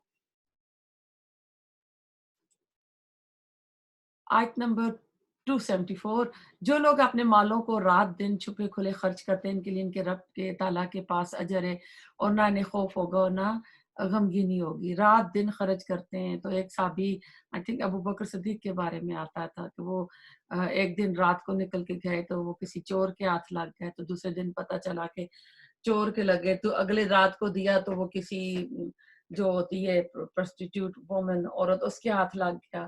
اگلے دن بھی کسی ایسے ہی کو لگ گیا. تو انہوں نے سوچا کہ شاید میرا نا صدقہ جو ہے وہ ہوگا. تو آیا کہ نہیں، جس دن چور نے لیا تو اس نے چوری نہیں کی. وہ عورت کسی وجہ سے وہ غلط کام کرتی تھی تو اس کام سے رک گئی. تو یعنی رات دن کھلے چھپے اللہ تعالیٰ کی راہ میں خرچ کرنا چاہیے. اب آگے ہے سود کی آیت. آگے یہ سود خور لوگ نہ کھڑے ہوں گے مگر اسی طرح جس طرح وہ کھڑا ہوتا ہے جسے شیطان نے چھو کر خپتی بنا دیا. اور جیسے کوئی پاگل دیوانہ ہوتا ہے نا، اس کی طرف اشارہ کیا جا رہا ہے کہ سود خور جو ہیں قیامت کے دن ان کا انجام یہ ہوگا کہ یہ کھڑے نہیں پا سکیں گے. تو یہ اس لیے کہ یہ کہا کرتے تھے کہ تجارت بھی تو سود ہی کی طرح ہے. حالانکہ اللہ تعالیٰ نے تجارت کو حلال کیا اور سود کو حرام کیا. جو شخص اپنے پاس آئی ہوئی اللہ تعالیٰ کی نصیحت سن کر رک گیا، اس کے لیے وہ ہے جو گزرا، اور اس کا معاملہ اللہ تعالیٰ کی طرف ہے. اب یہ سود اور تجارت کو برابر ہی کہتے تھے، حالانکہ دونوں برابر نہیں ہے. تجارت میں اللہ تعالیٰ نے برکت رکھی اور رسول اللہ صلی اللہ علیہ وسلم نے تجارت کی ہے. تو اس لیے اس میں برکت ہی برکت ہے. جو بھی تجارت کرتا ہے تو اس میں اس کو فائدہ ہوتا ہے. اور سود جو ہے، اس میں سودی نظام آپ دیکھ لیں آج کل، اس کی وجہ سے بے روزگاری بھی عام ہے. سود انٹرسٹ ریٹ کم ہوتا ہے تو لوگ جا کے گاڑیاں خرید لیتے ہیں، گھر خرید لیتے ہیں اور کریڈٹ کارڈ پہ جا کے چیزیں لے لیتے ہیں. لیکن جب انٹرسٹ ریٹ ہائی ہو جاتا ہے تو وہی چیزیں، گھر بھی ان سے چھن جاتے ہیں، گاڑیاں بھی چھن جاتی ہیں، تو روڈ پر آ جاتے ہیں. تو اس سے یہ بھی پتہ چلتا ہے کہ انسان کو نا جتنی اس کی چادر ہے نا اتنے اس کو پاؤں پھیلانے چاہیے. اپنی جو اس کی لمٹس ہے نا، لمٹس کراس نہیں کرنی چاہیے کہ سود تک چلا جائے. جو اللہ تعالیٰ نے دے رکھا ہے اسی پر کرے. کیونکہ جو قرض دار ہوتے ہیں نا، رسول اللہ علیہ وسلم جنازہ نہیں پڑھایا کرتے تھے قرض جس کے اوپر قرض ہوتا تھا. اور قرض سے بچیں کہ کوئی بندہ اس حالت میں اپنی قبر میں نہ جائے کہ اس کے اوپر اتنا اتنا قرض چڑھا ہوا ہو. تو سود رسول اللہ علیہ وسلم کی زندگی کے آخری دنوں میں حرام ہوا تھا، اس لیے اس کے اوپر بہت زیادہ نہیں ملتی. لیکن سود، جو بھی سود ہوگا، وہ آپ نے حجۃ الوداع کے موقع پر بھی کہا تھا کہ میں نے وہ معاف کیا ہے. تو جو بھی اگر کسی کو کوئی پیسہ دیتا ہے تو بدلے میں اس سے اگر 200 دیے تو 20 رہ رہا ہے یا $5 زیادہ رہ رہا ہے تو وہ سود ہوگا. اسی طرح اگر قرض داروں کو قرض دے دیتے ہیں اور اس کو مہلت دے دیتے ہیں تو ہر دن 70 ٹائم جو ہے صدقے کا ثواب ملتا ہے. اور جو پھر دوبارہ حرام کی طرف لوٹا وہ جہنمی، ایسے لوگ ہمیشہ اسی میں رہیں گے۔ دیکھیں کتنی سخت وعید ہے۔ اللہ تعالیٰ سود کو مٹاتا ہے اور صدقے کو بڑھاتا ہے، اور اللہ تعالیٰ کسی ناشکرے اور گناہگار سے محبت نہیں کرتا۔ جو کسی کو کوئی صدقہ ادھار دیتا ہے نا، تو وہ ایک صدقہ کاؤنٹ کیا جاتا ہے۔ بے شک جو لوگ ایمان کے ساتھ سنت کے مطابق نیک کام کرتے ہیں، نمازوں کو قائم کرتے ہیں، زکوٰۃ ادا کرتے ہیں، ان کا اجر ان کے رب تعالیٰ کے پاس ہے۔ ان پر نہ کوئی خوف ہے، نہ اداسی اور نہ غم۔ اے ایمان والو، اللہ تعالیٰ سے ڈرو، اور جو سود باقی رہ گیا اسے چھوڑ دو اگر تم سچ مچ ایمان لانے والے ہو۔ اگر ایسا نہیں کرتے تو اللہ تعالیٰ سے اور اس کے رسول سے لڑنے کے لیے تیار ہو جاؤ۔ فَإِن لَّمْ تَفْعَلُوا فَأْذَنُوا بِحَرْبٍ مِّنَ اللَّهِ وَرَسُولِهِ۔ تو وَإِن تُبْتُمْ فَلَكُمْ رُءُوسُ أَمْوَالِكُمْ لَا تُظْلِمُونَ وَلَا تُظْلَمُونَ، کہ ہاں اگر توبہ کر لو تو تمہارا اصل مال تمہارا ہی ہے، نہ تم ظلم کرو نہ تم پر ظلم کیا جائے۔ تو اللہ تعالیٰ کہہ رہے ہیں کہ اگر پھر بھی نہیں باز آتے تو پھر اللہ اور رسول سے جنگ کرنے کے لیے تیار ہو جاؤ۔ آپ کو پتہ ہے قرآن میں شرک کے لیے بھی اللہ تعالیٰ نے الفاظ استعمال کیے، باقی گناہوں کے لیے، لیکن اتنی سختی کسی میں نہیں آئی ہے جتنی سود کی اس میں حرمت میں آ رہی ہے، کہ اللہ تعالیٰ کہہ رہے ہیں کہ اگر پھر بھی تم سود لیتے ہو تو پھر میرے اور میرے رسول کے ساتھ جنگ کرنے کے لیے تیار ہو جاؤ۔ اور روایت میں آتا ہے کہ واقعی قیامت کے دن ان کو تیر دیے جائیں گے نا، کہ لوگ اب تم لوگ نا جنگ کرو۔ تو اللہ تعالیٰ ہمیں اس سے بچا کر رکھے، اور اگر کوئی تنگی والا ہے تو اسے آسانی تک مہلت دینی چاہیے، اور صدقہ کرو تو تمہارے لیے بہت ہی بہتر اگر تمہیں علم ہو۔ یعنی اگر کسی نے صدقے کے لیے آپ نے ادھار دیا تو اس کو اور ٹائم مہلت دے رہے ہیں، تو اس کا پھر ریوارڈ ایوری دن آپ کو ملے گا۔ اس دن سے ڈرو جس میں تم سب اللہ تعالیٰ کی طرف لوٹائے جائے گے، ہر شخص کو اس کے اعمال کا پورا بدلہ دیا جائے گا، اور ان پر ظلم نہیں ہوگا۔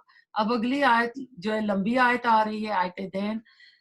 جس طرح آیت بر لمبی آیت ہے، اور آیت الکرسی جو ہے آیت عظیم ہے، اور یہ آیت بھی لمبی ہے کیونکہ جب نماز پڑھی جاتی ہے تو سورۃ فاتحہ کے بعد کہتے ہیں کم از کم 3 آیات پڑھنی چاہیے۔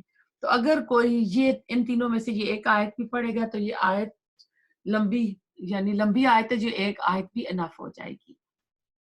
اے ایمان والو، جب تم آپس میں ایک دوسرے سے میعاد مقرر پر قرض کا معاملہ کرو تو اسے لکھ لیا کرو، اور لکھنے والے کو چاہیے کہ تمہارا آپس کا معاملہ عدل سے لکھے۔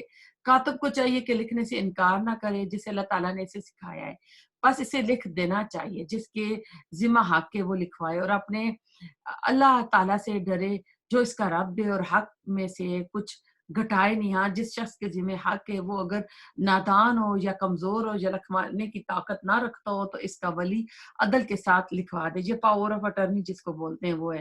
اور اپنے میں سے 2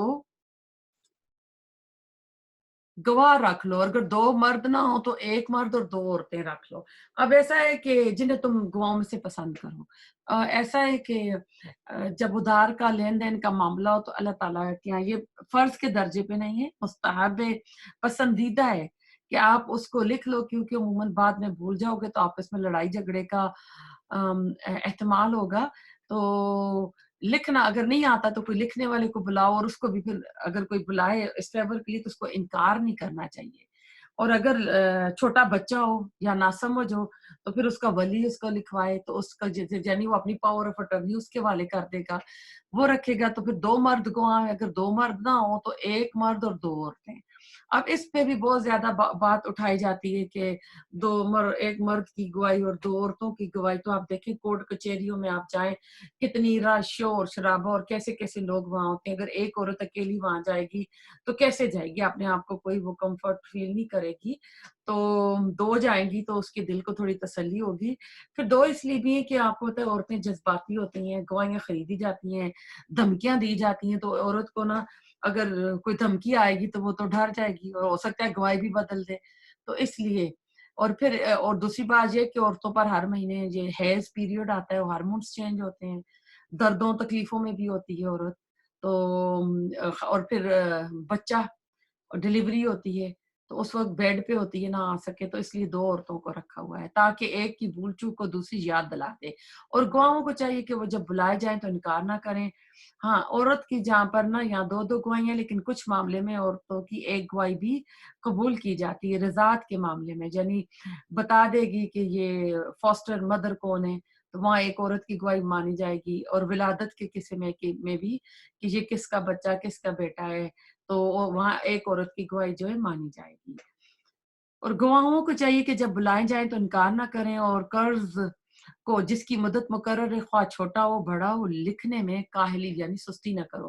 اللہ تعالیٰ کے نزدیک یہ بات بہت انصاف والی ہے اور گواہی کو بھی درست رکھنے والی ہے اور شک شبہ سے بھی زیادہ بچانے والی ہے۔ ہاں یہ اور بات ہے کہ وہ معاملہ نقد تجارت کی شکل میں ہو جو آپس میں تم لین دین کر رہے ہو، تم اس پر اس کے نہ لکھنے میں کوئی گناہ نہیں۔ خرید و فروخت کے وقت بھی گواہ مقرر کر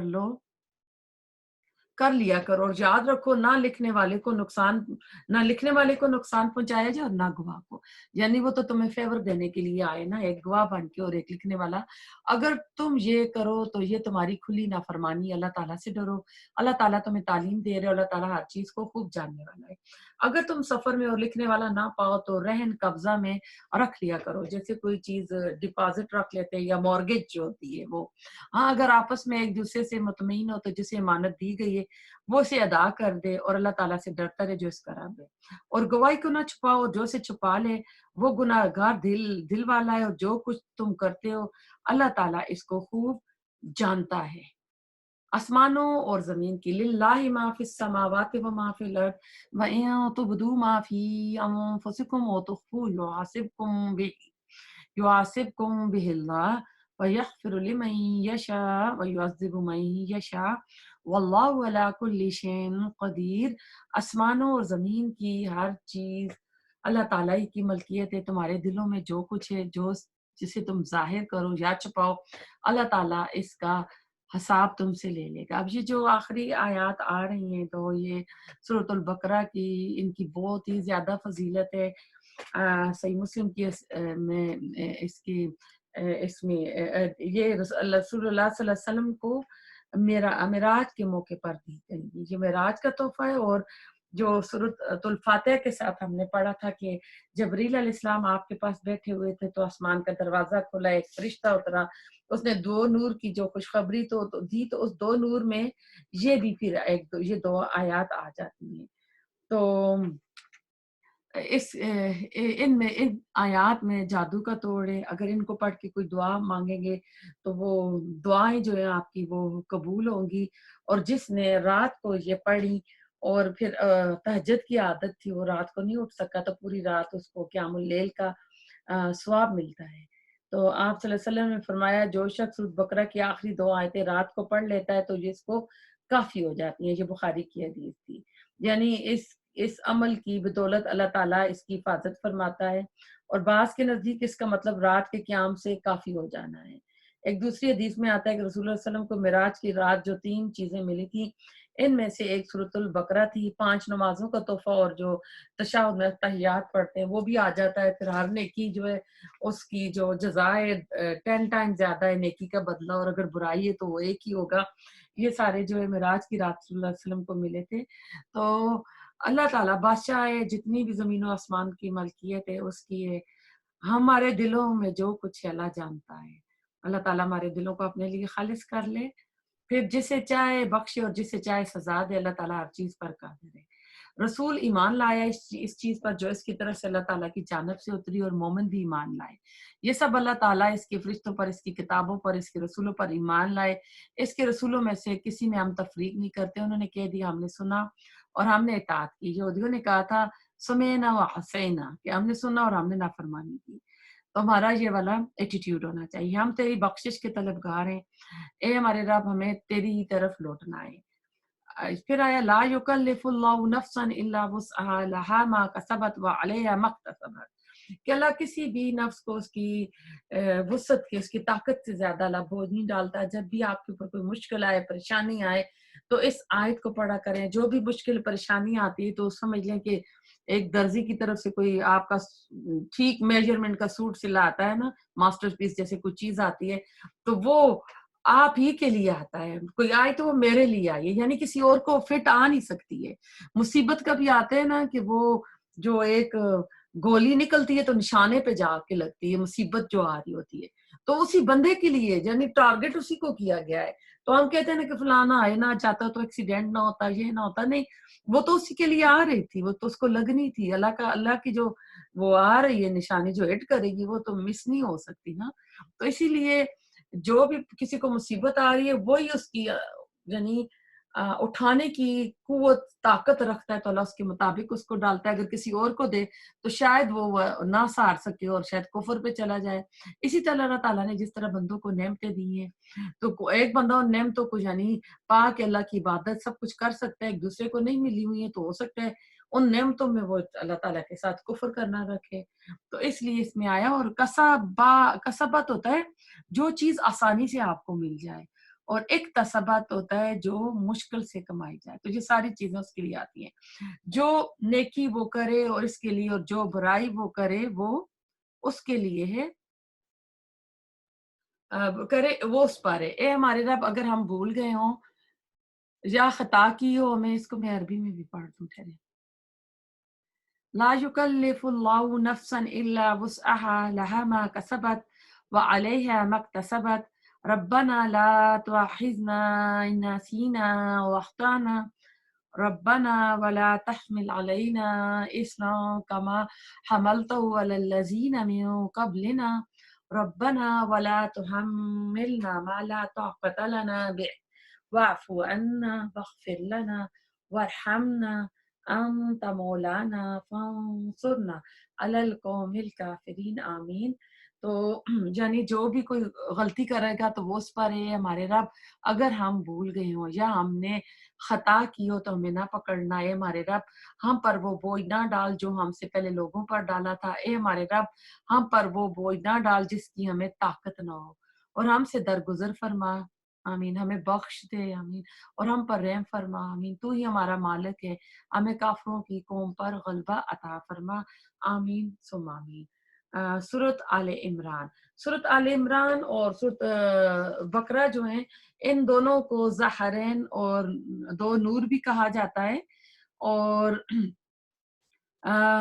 یہ قیامت کے دن اپنے پڑھنے والوں کے اوپر سایہ کریں گی جس دن کوئی سایہ نہیں ہوگا.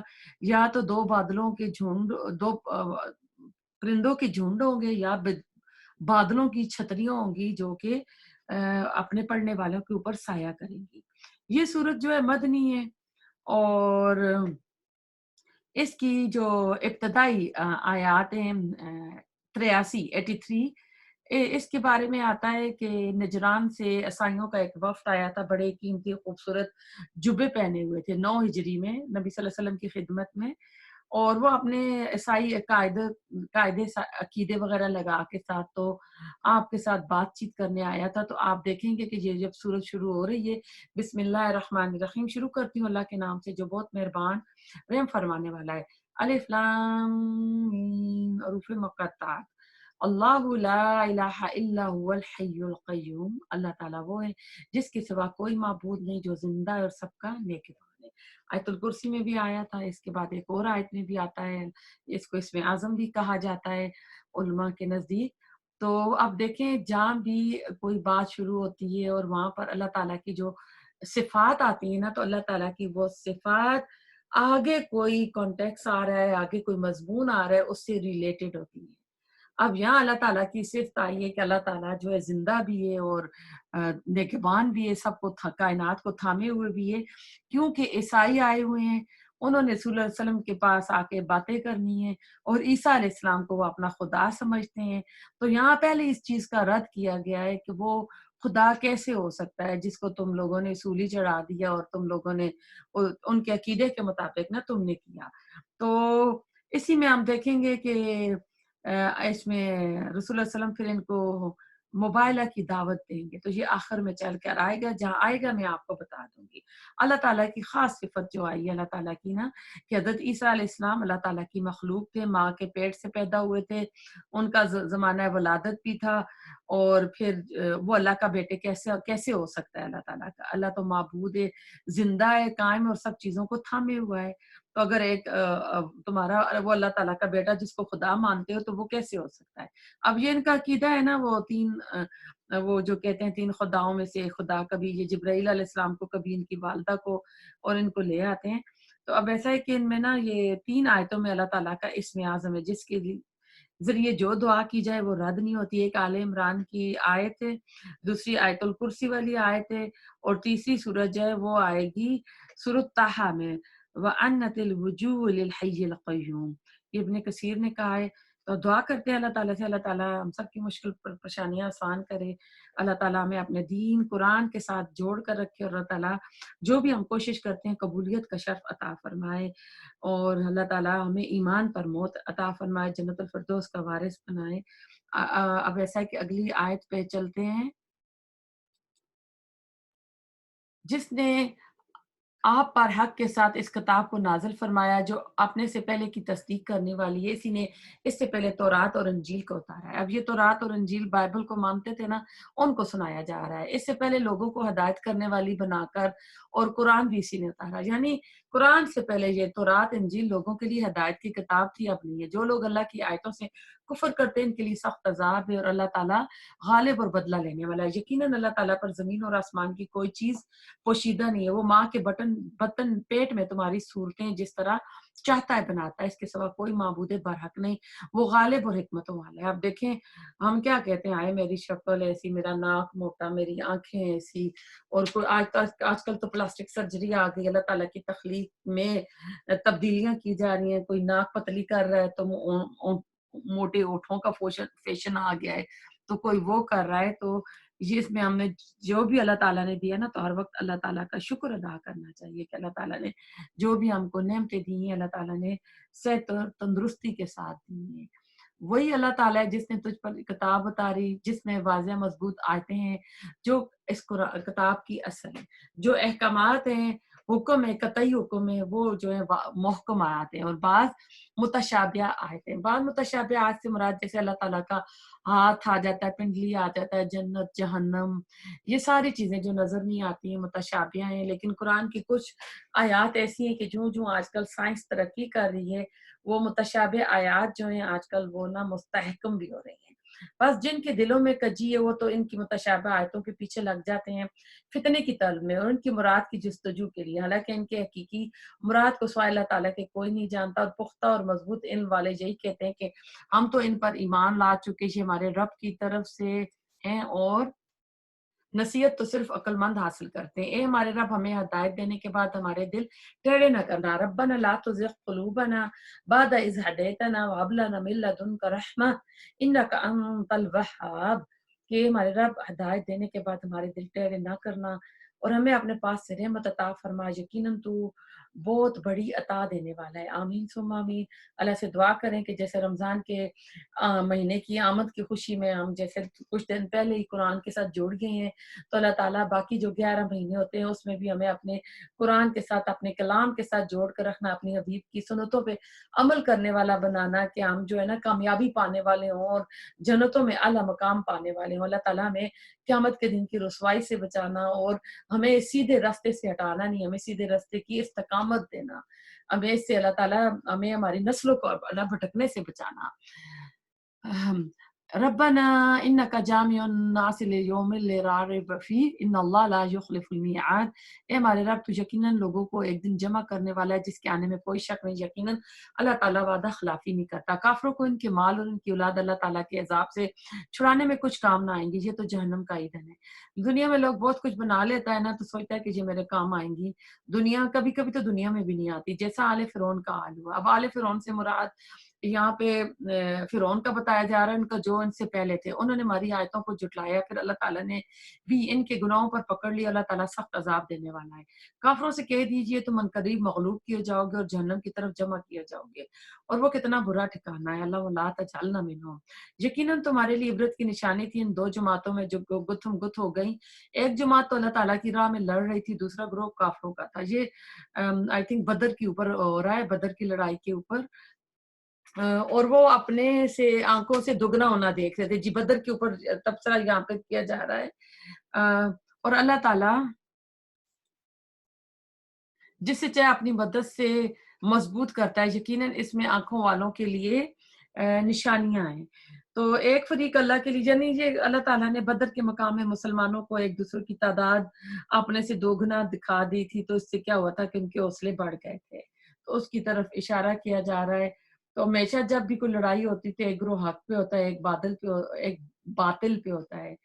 तो ये मक्का के मुशरिकीन और मुसलमानों के दरमियान ये लड़ाई 2 हिजरी रमज़ान में हुई थी और उसी साल रोज़े भी फ़र्ज़ हुए थे। ज़ुय्यिन लिन्नासि हुब्बुश शहवात मिनन निसाइ वल बनीन वल क़नातीरिल मुनक़नतरति मिनज़ ज़हबि वल फ़िद्दति वल ख़ैलिल मुसव्वमति वल अनआम वल हर्स ज़ालिका मताउल हयातिद दुनिया वल्लाहु इंदहु हुस्नुल मआब। मरग़ूब चीज़ों की मोहब्बत लोगों के लिए मुज़य्यन कर दी गई है, जैसे जैसे औरतें, बेटे, सोने-चांदी के जमा किए हुए खजाने और निशान ज़दा घोड़े और चपाए, खेती, ये दुनिया की ज़िंदगी का सामान है और लौटने का अच्छा ठिकाना अल्लाह ताला ही के पास है। अब इन सब चीज़ों की मोहब्बत जो अल्लाह ताला ने इंसान के दिल में डाली है, लेकिन इसके ऊपर कंट्रोल रखना हमारा है कि हम इनकी लिमिट्स जो है क्रॉस ना करें। इन चीज़ों को रखते हुए अल्लाह ताला की इबादत करें, अल्लाह ताला को ना भूलें और अल्लाह ताला की नेमतों का शुक्र अदा करते रहें। और निशान ज़दा घोड़े, जैसे आजकल नंबर प्लेट गाड़ियाँ होती हैं, उस ज़माने में ये घोड़े चपाए यही इनका कीमती सरमाया होते हैं। तो ये यानी इंसान को अल्लाह ताला ने महबूब और मरगूब कर दी थी। ये तो कुदरती मोहब्बत अल्लाह ताला ने इसमें रख ली, इसलिए इंसान के पास कुछ एक चीज़ आती है तो दूसरे की चीज़ आ जाती है। हम औरतों के पास कोई एक ज्वेलरी लेते हैं तो फिर वो आ जाता है, तो एक दूसरा कोई ज्वेलरी सेट जो है वो हमारी फिर तमन्नाओं का मरकज़ बन जाता है। तो ऐसा है कि हमें अपनी आखिरत को फ़ोकस करना चाहिए। आप कह दीजिए क्या मैं तुम्हें इससे बहुत ही बेहतर चीज़ बताऊँ तकवा वालों के लिए, इनके रब के पास जन्नतें हैं जिनके नीचे नहरें बह रही हैं, जिनमें वो हमेशा रहेंगे। पाकीज़ा बीवियाँ हैं, अल्लाह ताला की रज़ामंदी है, सब बंदे अल्लाह ताला की निगाह में हैं। जो कहते हैं हमारे रब लज़ीना यक़ूलूना रब्बना इन्नना आमन्ना फ़ाग़फ़िर लना ज़ुनूबना वक़िना अज़ाबन्नार, कि हमारे रब हम ईमान ला चुके इसलिए हमारे गुनाह माफ़ फरमा दे और हमें आग के अज़ाब से बचा। आमीन। और जो सब्र करने वाले, सच बोलने वाले, फर्माबरदारी करने वाले, अल्लाह ताला की राह में खर्च करने वाले हैं और पिछली रात को बख्शिश मांगने वाले हैं। अब ये जन्नतें और ये जो इनामात मिल रहे हैं ना, ये सम कुछ शराइत के साथ मिल रही हैं, यानी अनकंडीशनल नहीं है।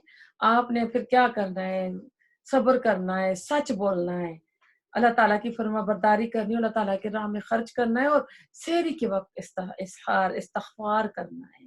क्योंकि उस वक़्त अल्लाह ताला ज़मीनी आसमान पे आते हैं, 1/3 नाइट रह जाती है और अल्लाह ताला 3 सदाएँ लगाते हैं, कोई सवाली है, कोई बख्शिश माँगने वाला है, कोई मुझसे माँगे तो मैं उसको अता करूँ। तो अल्लाह ताला हम सबको तौफ़ीक अता फ़रमाए कि हम ना 15 मिनट पहले फ़जर की अज़ान से तो हम तहज्जुद पढ़ने की 2 रकात ही डालें, आदत डालें और अल्लाह ताला से इस्तिग़फ़ार करें। अल्लाह ताला, फ़रिश्ते और अहले इल्म इस बात की गवाही देते हैं कि अल्लाह के सिवा कोई माबूद नहीं, वो अदल को कायम रखने वाला है, इस गालिब और हिकमत वाले के सिवा कोई इबादत के लायक नहीं है। अब यहाँ देखिए अल्लाह ताला ने उलुल इल्म का दर्जा कहाँ रख दिया। गवाही देते हैं कौन? फ़रिश्ते और उलुल इल्म, फ़रिश्तों के साथ आ गए हैं। ला इलाहा इल्ला हुवल अज़ीज़ुल हकीम। तो अल्लाह ताला भी हमें सच्चे इल्म वालों में से करे। इन्ना दीन इंदल्लाहिल इस्लाम, कि बेशक अल्लाह ताला के नज़दीक दीन इस्लाम ही है। यानी अब इस्लाम आ गया, इसके अलावा कोई और दीन काबिल कबूल नहीं होगा। अम, और अहले किताब ने अपने पास इल्म आ जाने के बाद आपस की सरकशी और हसद की बिना पर इख्तिलाफ ही किया है। अल्लाह ताला की आयतों के साथ जो भी कुफ्र करे, अल्लाह ताला इसका जल्द हिसाब लेने वाला है। फिर भी अगर ये आपसे झगड़ा करें तो आप कह दें कि मैं और मेरे ताबेदारों ने अल्लाह ताला के सामने अपना सर तस्लीम खम कर दिया, और अहले किताब से और अनपढ़ लोगों से कह दीजिए कि क्या तुम भी इताअत करते हो? बस अगर ये भी ये ताबेदार बन जाएं तो यकीनन हिदायत वाले, और अगर ये गर्दानी करें तो आप पर सिर्फ पहुंचा देने, और अल्लाह बंदों को खूब देख रहा है। जो लोग अल्लाह की आयतों से कुफ्र करते हैं, नाहक नबियों को कत्ल करते हैं, जो लोग अदल इंसाफ की बात कहें इन्हें भी कत्ल कर डालते हैं, तो ए नबी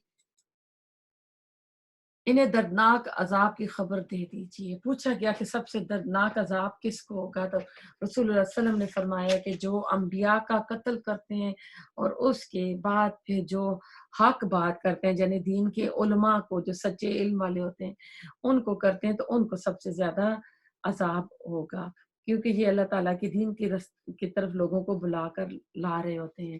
کیا آپ نے انہیں نہیں دیکھا جنہیں ایک حصہ کتاب کا دیا گیا، وہ اپنے آپس کے فیصلوں کے لیے اللہ تعالیٰ کی کتاب کی طرف بلائے جاتے ہیں، پھر بھی ایک جماعت ان کی منہ پھیر کر لوٹ جاتی ہے۔ اس کی وجہ ان کا یہ کہنا ہے کہ ہمیں تو گنے چنے چند دن ہی آگ جلائے گی۔ ان کی گھڑی گڑائی باتوں نے انہیں ان کے دین کے بارے میں دھوکے میں ڈال رکھا ہے، جس سورۃ بقرہ میں ہم پڑھ چکے ہیں۔ بس کیا حال ہوگا جب کہ ہم انہیں اس دن جمع کریں گے جس کے آنے میں کوئی شک نہیں، اور ہر شخص اپنا اپنا کیا پورا پورا دیا جائے گا، ان پر ظلم نہ کیا جائے گا۔ آپ کہہ دیجئے اللہ، اے تمام جہان کے مالک، تو جسے چاہے بادشاہی دے اور جسے چاہے سلطنت چھین لے، اور تو جسے چاہے عزت دے اور جسے چاہے ذلت دے، تیرے ہاتھ ہی میں سب بلائیاں، بے شک تو ہر چیز پر قدرت رکھتا ہے۔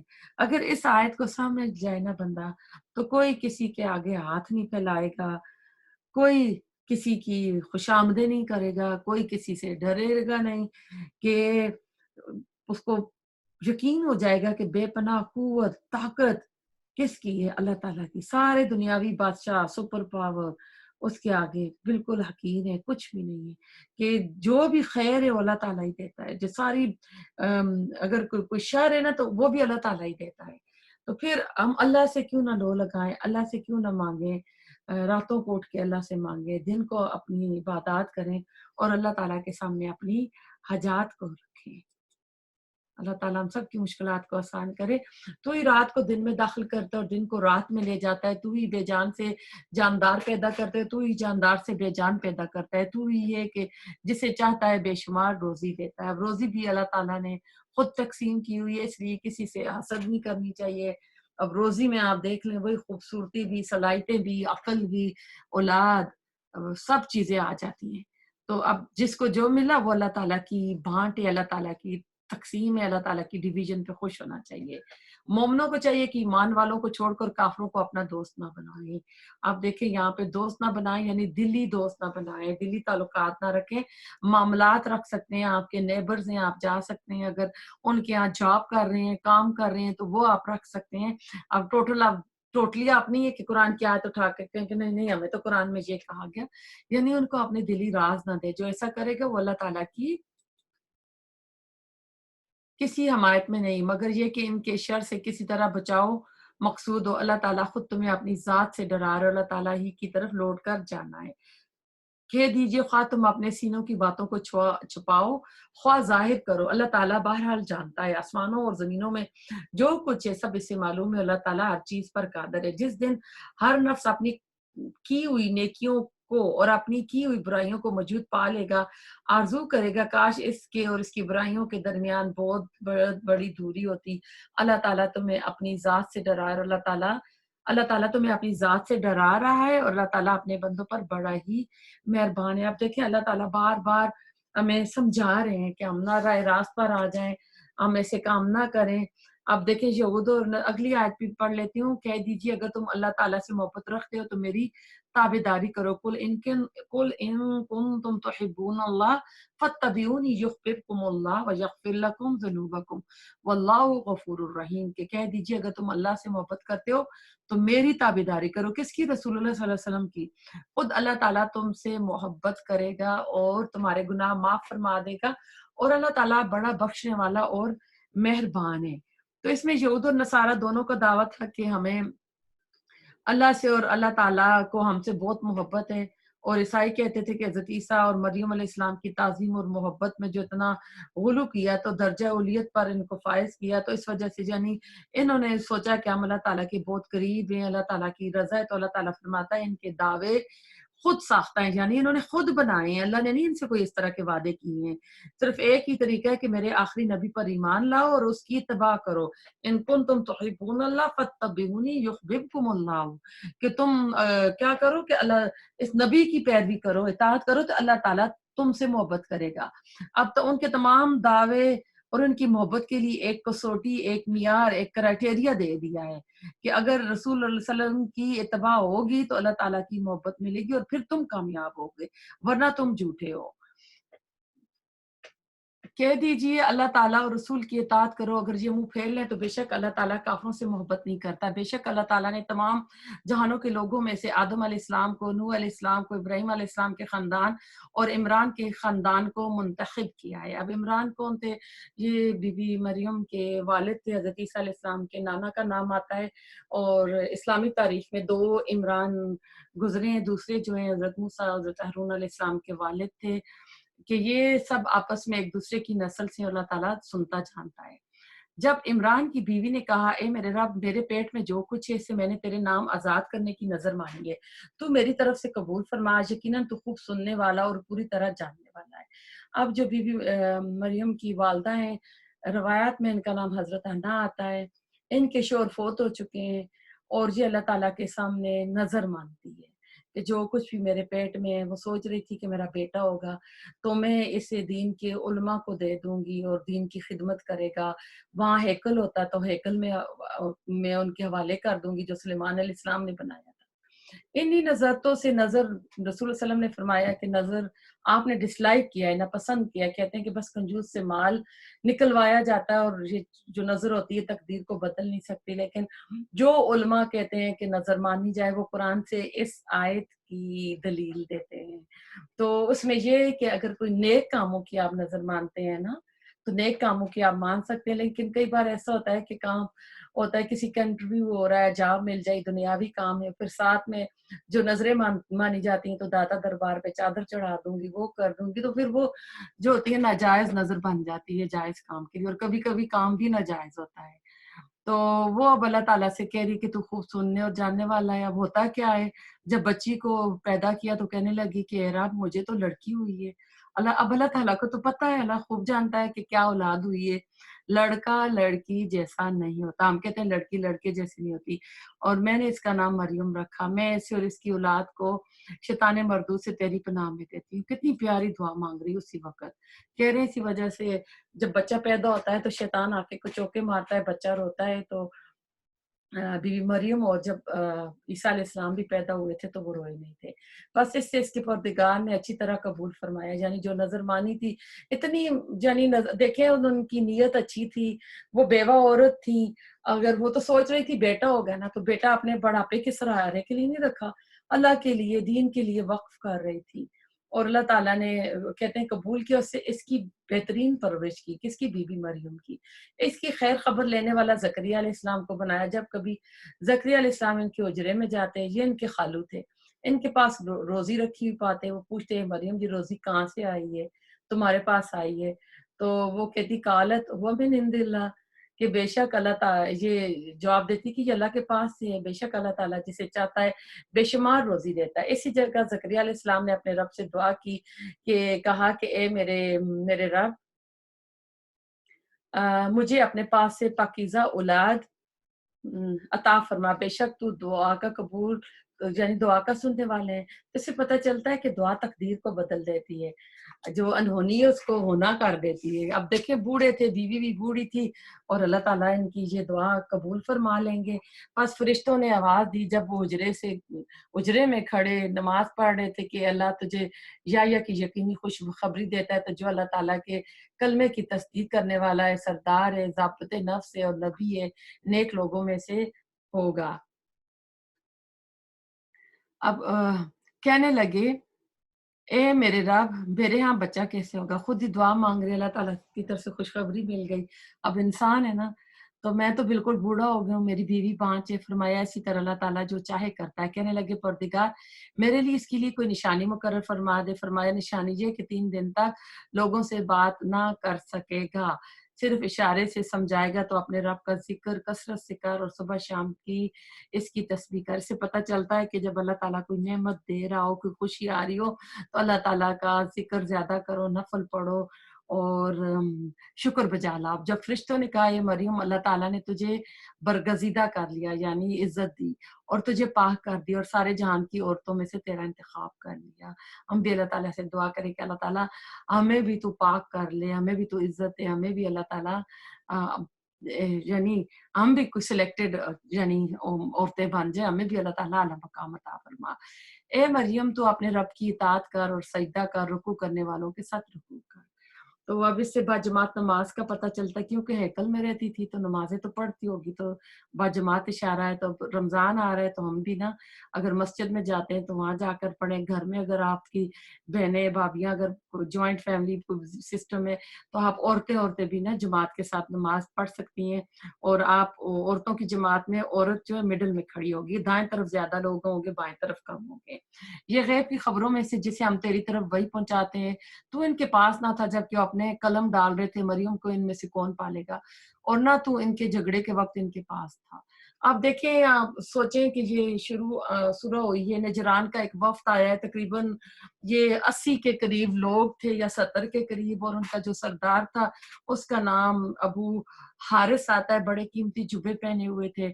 تو آپ دیکھیں یہ ساری سٹوری کیوں چل رہی ہے، وفد نجران کو بتایا جا رہا ہے کہ حضرت عیسیٰ علیہ السلام کی جو پیدائش ہے کس طرح ہو رہی ہے، ان کی نانی سے یہ شروع ہوئی یہ بات، تو یہ چل رہی ہے۔ اب مریم جو ہے، اب انہوں نے ان کے ساتھ کوئی اس طرح کی چیزیں دیکھ لی تھی تو ہر کوئی چاہتا تھا کہ ہم اس کی نا کفالت کریں، تو پھر قرآن اندازی ہوئی تو پھر ان کے وہ خالو کے نام نکل آتی ہے۔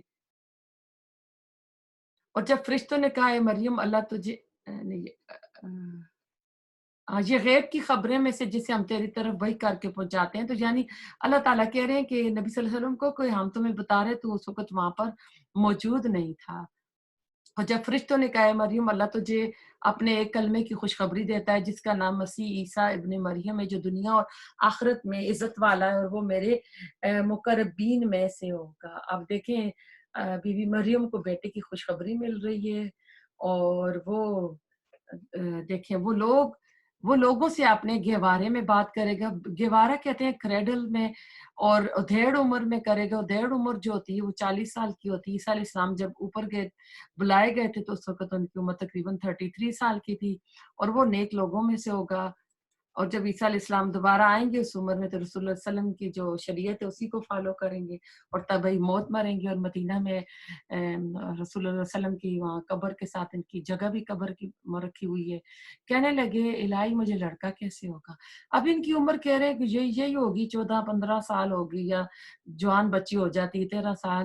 تو کہہ رہی ہیں کہ آپ دیکھیں اس بچی کے پاس یہ علم تھا، حالانکہ مجھے کسی انسان نے ہاتھ بھی نہیں لگایا، اسے پتا تھا کہ حمل کیسے ٹھہرتا ہے، عورت پریگنٹ کیسے ہوتی ہے۔ تو ہمیں بھی اپنی بچیوں کو یہ بتانا چاہیے کہ بچیوں کو اچھے برے کی تمیز ہونی چاہیے۔ فرشتے نے کہا اسی طرح اللہ تعالیٰ جو چاہے پیدا کرتا ہے، جب کبھی وہ کسی کام کو کرنا چاہتا ہے تو صرف یہ کہہ دیتا ہے کہ ہو جا تو وہ ہو جاتی ہے۔ اللہ تعالیٰ بھی اپنے کلمہ کن یکون سے ہم سب کی مشکلیں آسان کر دے۔ اللہ تعالیٰ اس سے لکھنا، حکمت، تورات اور انجیل سکھائے گا۔ کس کو؟ عیسیٰ علیہ السلام کو۔ وہ بنی اسرائیل کی طرف سے رسول ہوگا، وہ بنی اسرائیل کا آخری رسول تھا نا۔ میں تمہارے پاس تمہارے رب کی نشانی لایا ہوں، میں تمہارے لیے پرندے کی شکل کا مٹی کا پرندہ بناتا ہوں، پھر اس میں پھونک مارتا ہوں، پھر اللہ تعالیٰ کے حکم سے زندہ پرندہ بن جاتا ہے، اور اللہ تعالیٰ کے حکم سے میں مادر ذات اندھے کو اور کوڑی کے مریض کو اچھا کر دیتا ہوں اور مردوں کو زندہ کر دیتا ہوں۔ یہ عیسیٰ علیہ السلام کی جو ہے نا ساری یہاں پر معجزے جو ہیں وہ دکھائے جا رہے ہیں۔ اور جو کچھ تم کھاؤ اور جو اپنے گھروں میں ذخیرہ کرو میں تمہیں بتا دیتا ہوں، اس میں تمہارے لیے بڑی نشانی اگر تم ایمان لانے والے ہو۔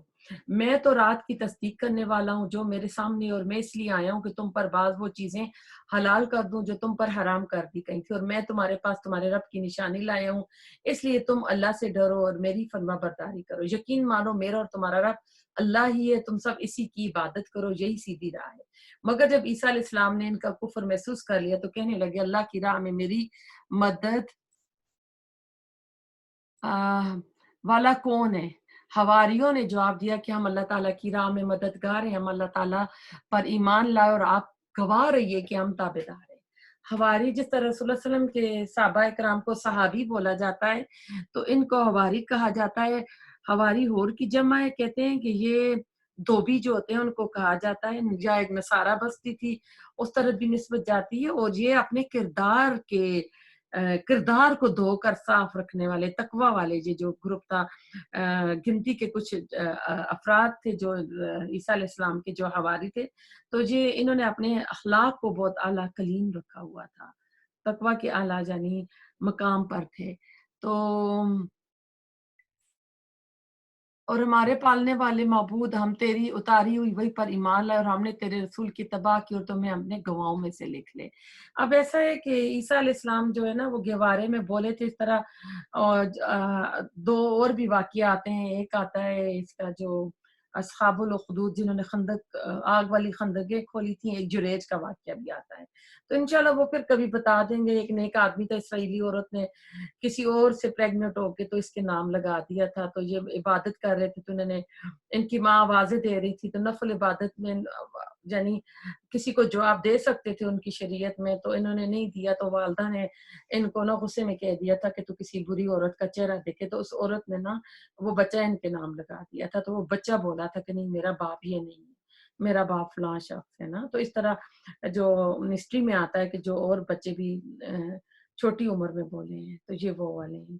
اور عیسیٰ علیہ السلام جو ہے دوبارہ آئیں گے، رسول اللہ علیہ وسلم کی جو شریعت ہے اس کو فالو کریں گے، اور جو معجزات تھے وہ جبرائیل علیہ السلام ہوتے تھے، تو ان کی مدد سے جو بھی معجزات کرتے تھے ان کی مدد سے کرتے تھے اللہ تعالیٰ کے حکم سے۔ تو ایسا ہے کہ عیسیٰ علیہ السلام کو پتہ چل گیا تھا کہ یہ اب نا مجھے مار دیں گے، جو رومن تھے انہوں نے رومن جو امپائر تھی اس سے مدد مانگ لی تھی، تو انہوں نے پھر اللہ سے مدد مانگی تھی، تو پھر انہوں نے انہی میں سے کسی نے ایک نے یعنی غداری کر دی تھی، تو پھر جب وہ آئے تو عیسیٰ علیہ السلام کو تو اللہ تعالیٰ نے نیند کی حالت میں اوپر آسمان میں اٹھا لیا تھا، لیکن جس نے غداری کی تھی کہ عیسیٰ علیہ السلام فلاں جگہ ہیں، تو وہ وہاں پر اس کو عیسیٰ علیہ السلام کی شکل کا بنا کے دیا تھا، تو انہوں نے اس کو سولی چڑھایا تھا اور اس کو کرایا تھا، اس لیے جو پھر اس میں آئے گا نا وما صلبوہ وما قتلوہ ومکروا ومکر اللہ واللہ خیر الماکرین، اور کافروں نے مکر کیا یعنی انہوں نے چال چلی، اور اللہ نے بھی تدبیر کی، اللہ تعالیٰ سب خفیہ تدبیر کرنے والوں سے بہتر ہے، کہ اللہ یہ کی تو ساری پاور ہے۔ جب اللہ تعالیٰ نے فرمایا عیسیٰ میں تجھے پورا لینے والا ہوں، تجھے اپنی جانب اٹھانے والا ہوں، تجھے کافروں سے پاک کرنے والا ہوں، اور تیرے تابعداروں کو کافروں کے اوپر غالب کرنے والا ہوں قیامت کے دن تک، پھر تم سب کا لوٹنا میری طرف ہے، میں ہی تمہارے آپس کے تمام تر اختلافات کا فیصلہ کروں گا، پھر کافروں کو تمہیں دنیا اور آخرت میں سخت تر عذاب دوں گا، ان کا کوئی مددگار نہیں ہوگا، لیکن ایمان والوں نیک اعمال والوں کو اللہ تعالیٰ ان کا ثواب پورا پورا دے گا، اور اللہ تعالیٰ ظالموں سے محبت نہیں کرتا، اللہ تعالیٰ نے ظلم کرنے سے بچائے۔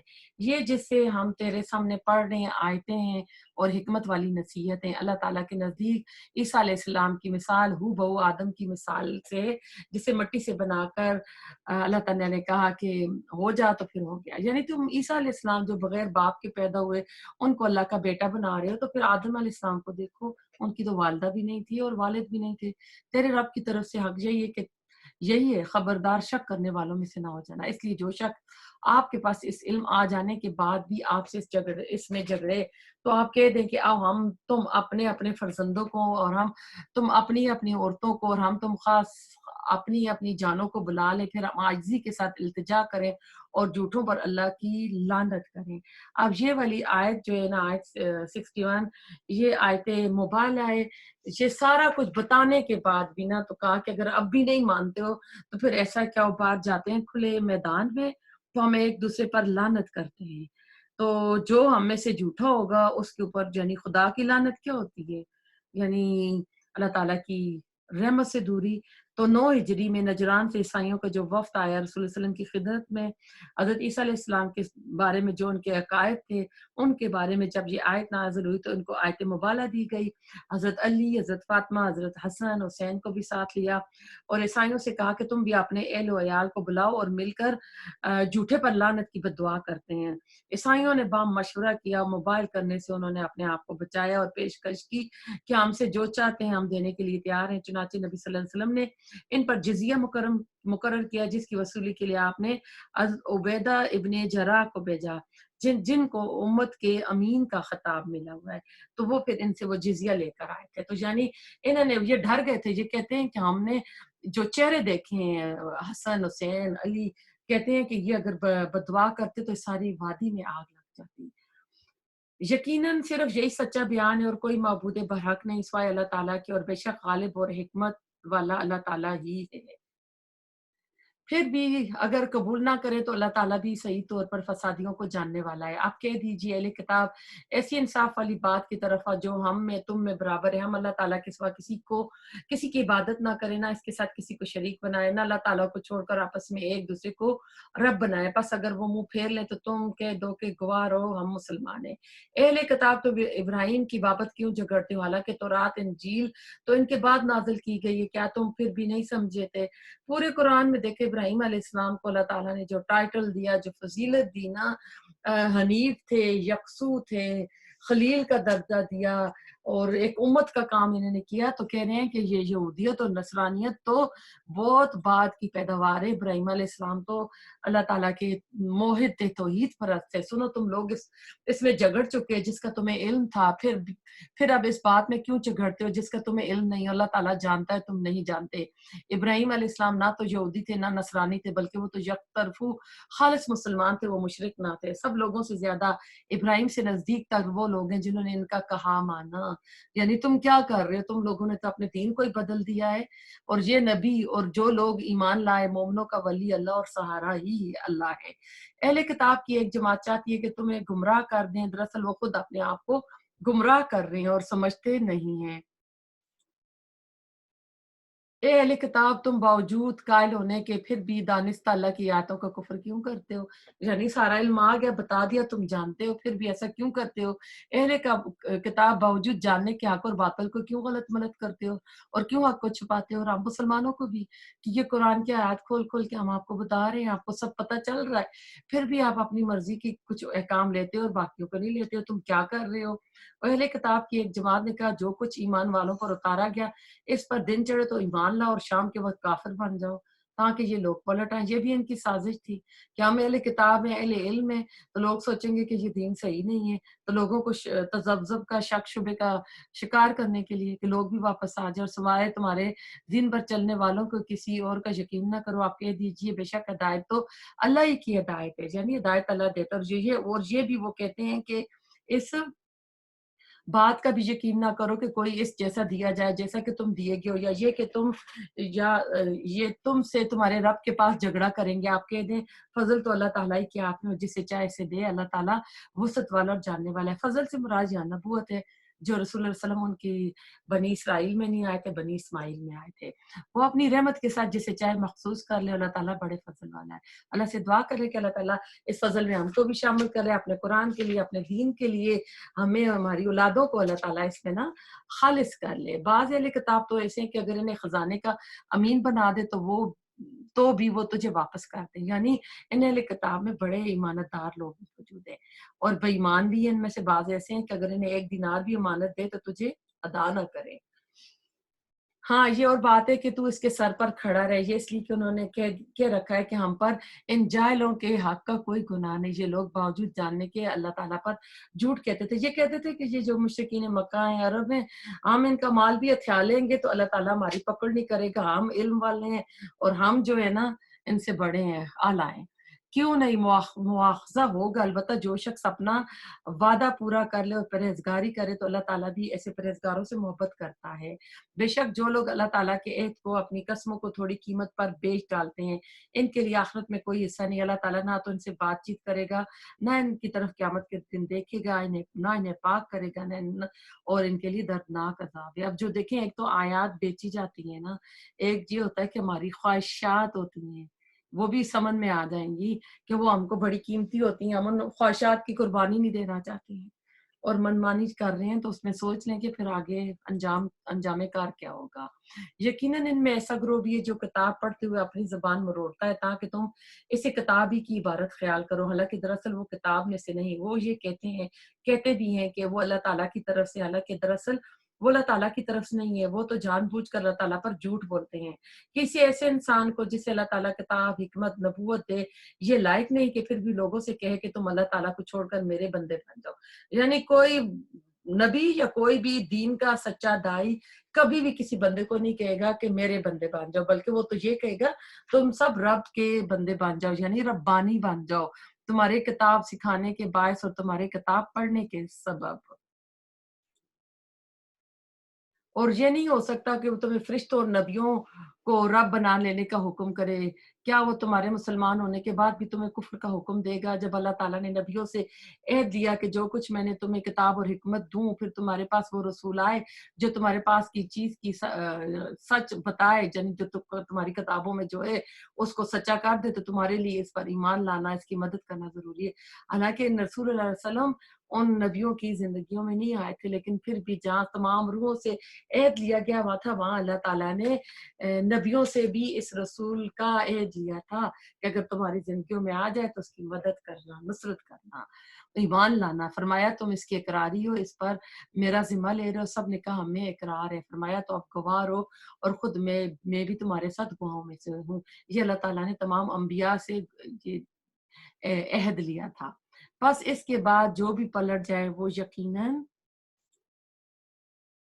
نافرمان ہے۔ کیا وہ اللہ تعالیٰ کے دین کے سوا اور دین کی تلاش ہے؟ فغیر دین اللہ یبغون وَلَهُ أَسْلَمَ مَنْ فِي السَّمَاوَاتِ وَالْأَرْضِ طَوْعًا وَكَرْهًا وَإِلَيْهِ يُرْجَعُونَ۔ یعنی جس طرح ابراہیم علیہ السلام کو کہا تھا اسلم، تو انہوں نے کہا تھا اسلم تو لرب العالمین۔ تو ہم بھی ایسا ہونا چاہیے کہ اس دین کے علاوہ کوئی اور راستہ نہ ڈھونڈیں، حالانکہ تمام آسمانوں والے، سارے زمین والے اللہ تعالیٰ کی فرما بردار ہیں۔ یعنی جو اللہ تعالیٰ کی رات دن سورج گرمی جو بھی کائنات میں چل رہا ہے، اللہ تعالیٰ کے انڈر کنٹرول ہے۔ خوشی سے ہو یا نہ خوشی سے، سب اسی کی طرف لٹائے جائیں گے۔ آپ کہہ دیجئے ہم اللہ تعالیٰ پر جو کچھ ہم پر اتارا گیا، اور جو کچھ ابراہیم علیہ السلام اور اسماعیل علیہ السلام اور یعقوب علیہ السلام اور ان کی اولاد پر اتارا گیا، اور جو کچھ موسیٰ علیہ السلام، عیسیٰ علیہ السلام اور دوسرے انبیاء علیہ السلام پر اور اللہ تعالیٰ کی طرف سے دیے گئے جو یہ انبیاء، ان سب پر ہم ایمان لائے۔ ہم ان میں سے کسی کے درمیان فرق نہیں کرتے، اور ہم اللہ تعالیٰ کے فرما بردار۔ دیکھیں سپارہ شروع بھی اسی سے ہوا تھا کہ ان نبیوں کے درمیان فرق نہیں کریں گے، تفریق نہیں ہے، فضل اللہ نے دیا ہے۔ جو شخص اسلام کے سوا اور دین تلاش کرے، اس کا دین قبول نہ کیا جائے گا، وہ آخرت میں نقصان پانے والے ہوگا۔ اب کہ رسول اللہ صلی اللہ علیہ وسلم آ گئے ہیں، اب اس دین اسلام کے علاوہ کوئی اور اسلام قابل قبول نہیں ہے۔ اللہ تعالیٰ ان لوگوں کو کیسے ہدایت دے گا جو اپنی ایمان لانے، رسول کی حقانیت کی گواہی دینے اور اپنے پاس روشن دلیلیں آ جانے کے بعد کافر ہو جائیں؟ یہ اہل کتاب کو کہا جا رہا ہے۔ اللہ تعالیٰ ایسے بے انصاف لوگوں کو سیدھے راستے پر نہیں لاتا۔ ان کی تو سزا یہی، ان پر اللہ تعالیٰ کی اور فرشتوں کی اور تمام لوگوں کی لعنت ہو۔ لعنت کا آپ کو مطلب پتہ ہے کہ اللہ کی رحمت سے دوری، جس میں ہمیشہ پڑے رہیں گے، نہ ان سے عذاب ہلکا کیا جائے گا، نہ انہیں مہلت دی جائے گی، مگر جو لوگ اس کے بعد توبہ کر لیں، اصلاح کر لیں، تو بے شک اللہ تعالیٰ بخشنے والا ہے۔ اللہ تعالیٰ نے توبہ کے دروازے کھولے ہوئے ہیں۔ جب تک قیامت کے 10 میجر سائن نہیں آ جاتے ہیں، تب تک توبہ اللہ تعالیٰ قبول کرے گا۔ جب 10 بڑی نشانیوں میں سے ایک نشانی آ گئی تو توبہ کے دروازے بند ہو جائیں گے۔ بے شک جو لوگ اپنے ایمان لانے کے بعد کفر کریں، پھر کفر میں بڑھ جائیں، ان کی توبہ ہرگز ہرگز قبول نہ کی جائے گی۔ یہی لوگ گمراہ ہیں۔ یعنی ایک غلطی ہوتی ہے، انسان پچھتاتا ہے کہ میں نے غلط کیا، واپس آ جاتا ہے تو اللہ تعالیٰ اس کی غلطی معاف فرما دیتا ہے، لیکن جو پھر غلطیوں پر ڈٹ جائیں اور اسی پہ رہیں، پھر اللہ تعالیٰ معاف نہیں فرماتا۔ ہاں، جو لوگ کفر کریں اور مرتے دم تک کافر ہیں، ان میں سے کوئی اگر زمین بار سونا دے، فدیہ ہی دے دے، تو ہرگز قبول نہ کیا جائے گا۔ یہی لوگ ہیں جن کے لیے تکلیف دینے والا عذاب ہے اور جن کو کوئی مددگار نہیں ہے۔ زمین بار سونا بھی قبول نہیں اور مددگار بھی کوئی نہیں ہے۔ اللہ تعالیٰ ان میں سے نہ کرے۔ تو الحمدللہ سپارہ کمپلیٹ ہوا۔ اللہ تعالیٰ قبول فرمائے۔ اللہ تعالیٰ ہم سب کے گھروں میں رحمت برکت نازل فرمائے۔ ہم سب کے وقت میں، مال میں، اولاد میں، صلاحیتوں میں اللہ تعالیٰ برکت دے، صحت تندرستی والی زندگی عطا فرمائے۔ جو بیمار ہیں ہاسپٹل میں، اللہ تعالیٰ ان کو صحت تندرستی عطا فرمائے۔ ربنا تقبل منا انک انت السمیع العلیم وتب علینا انک انت التواب الرحیم۔ سبحانک اللہم وبحمدک نشہد ان لا الہ الا انت نستغفرک ونتوب الیک۔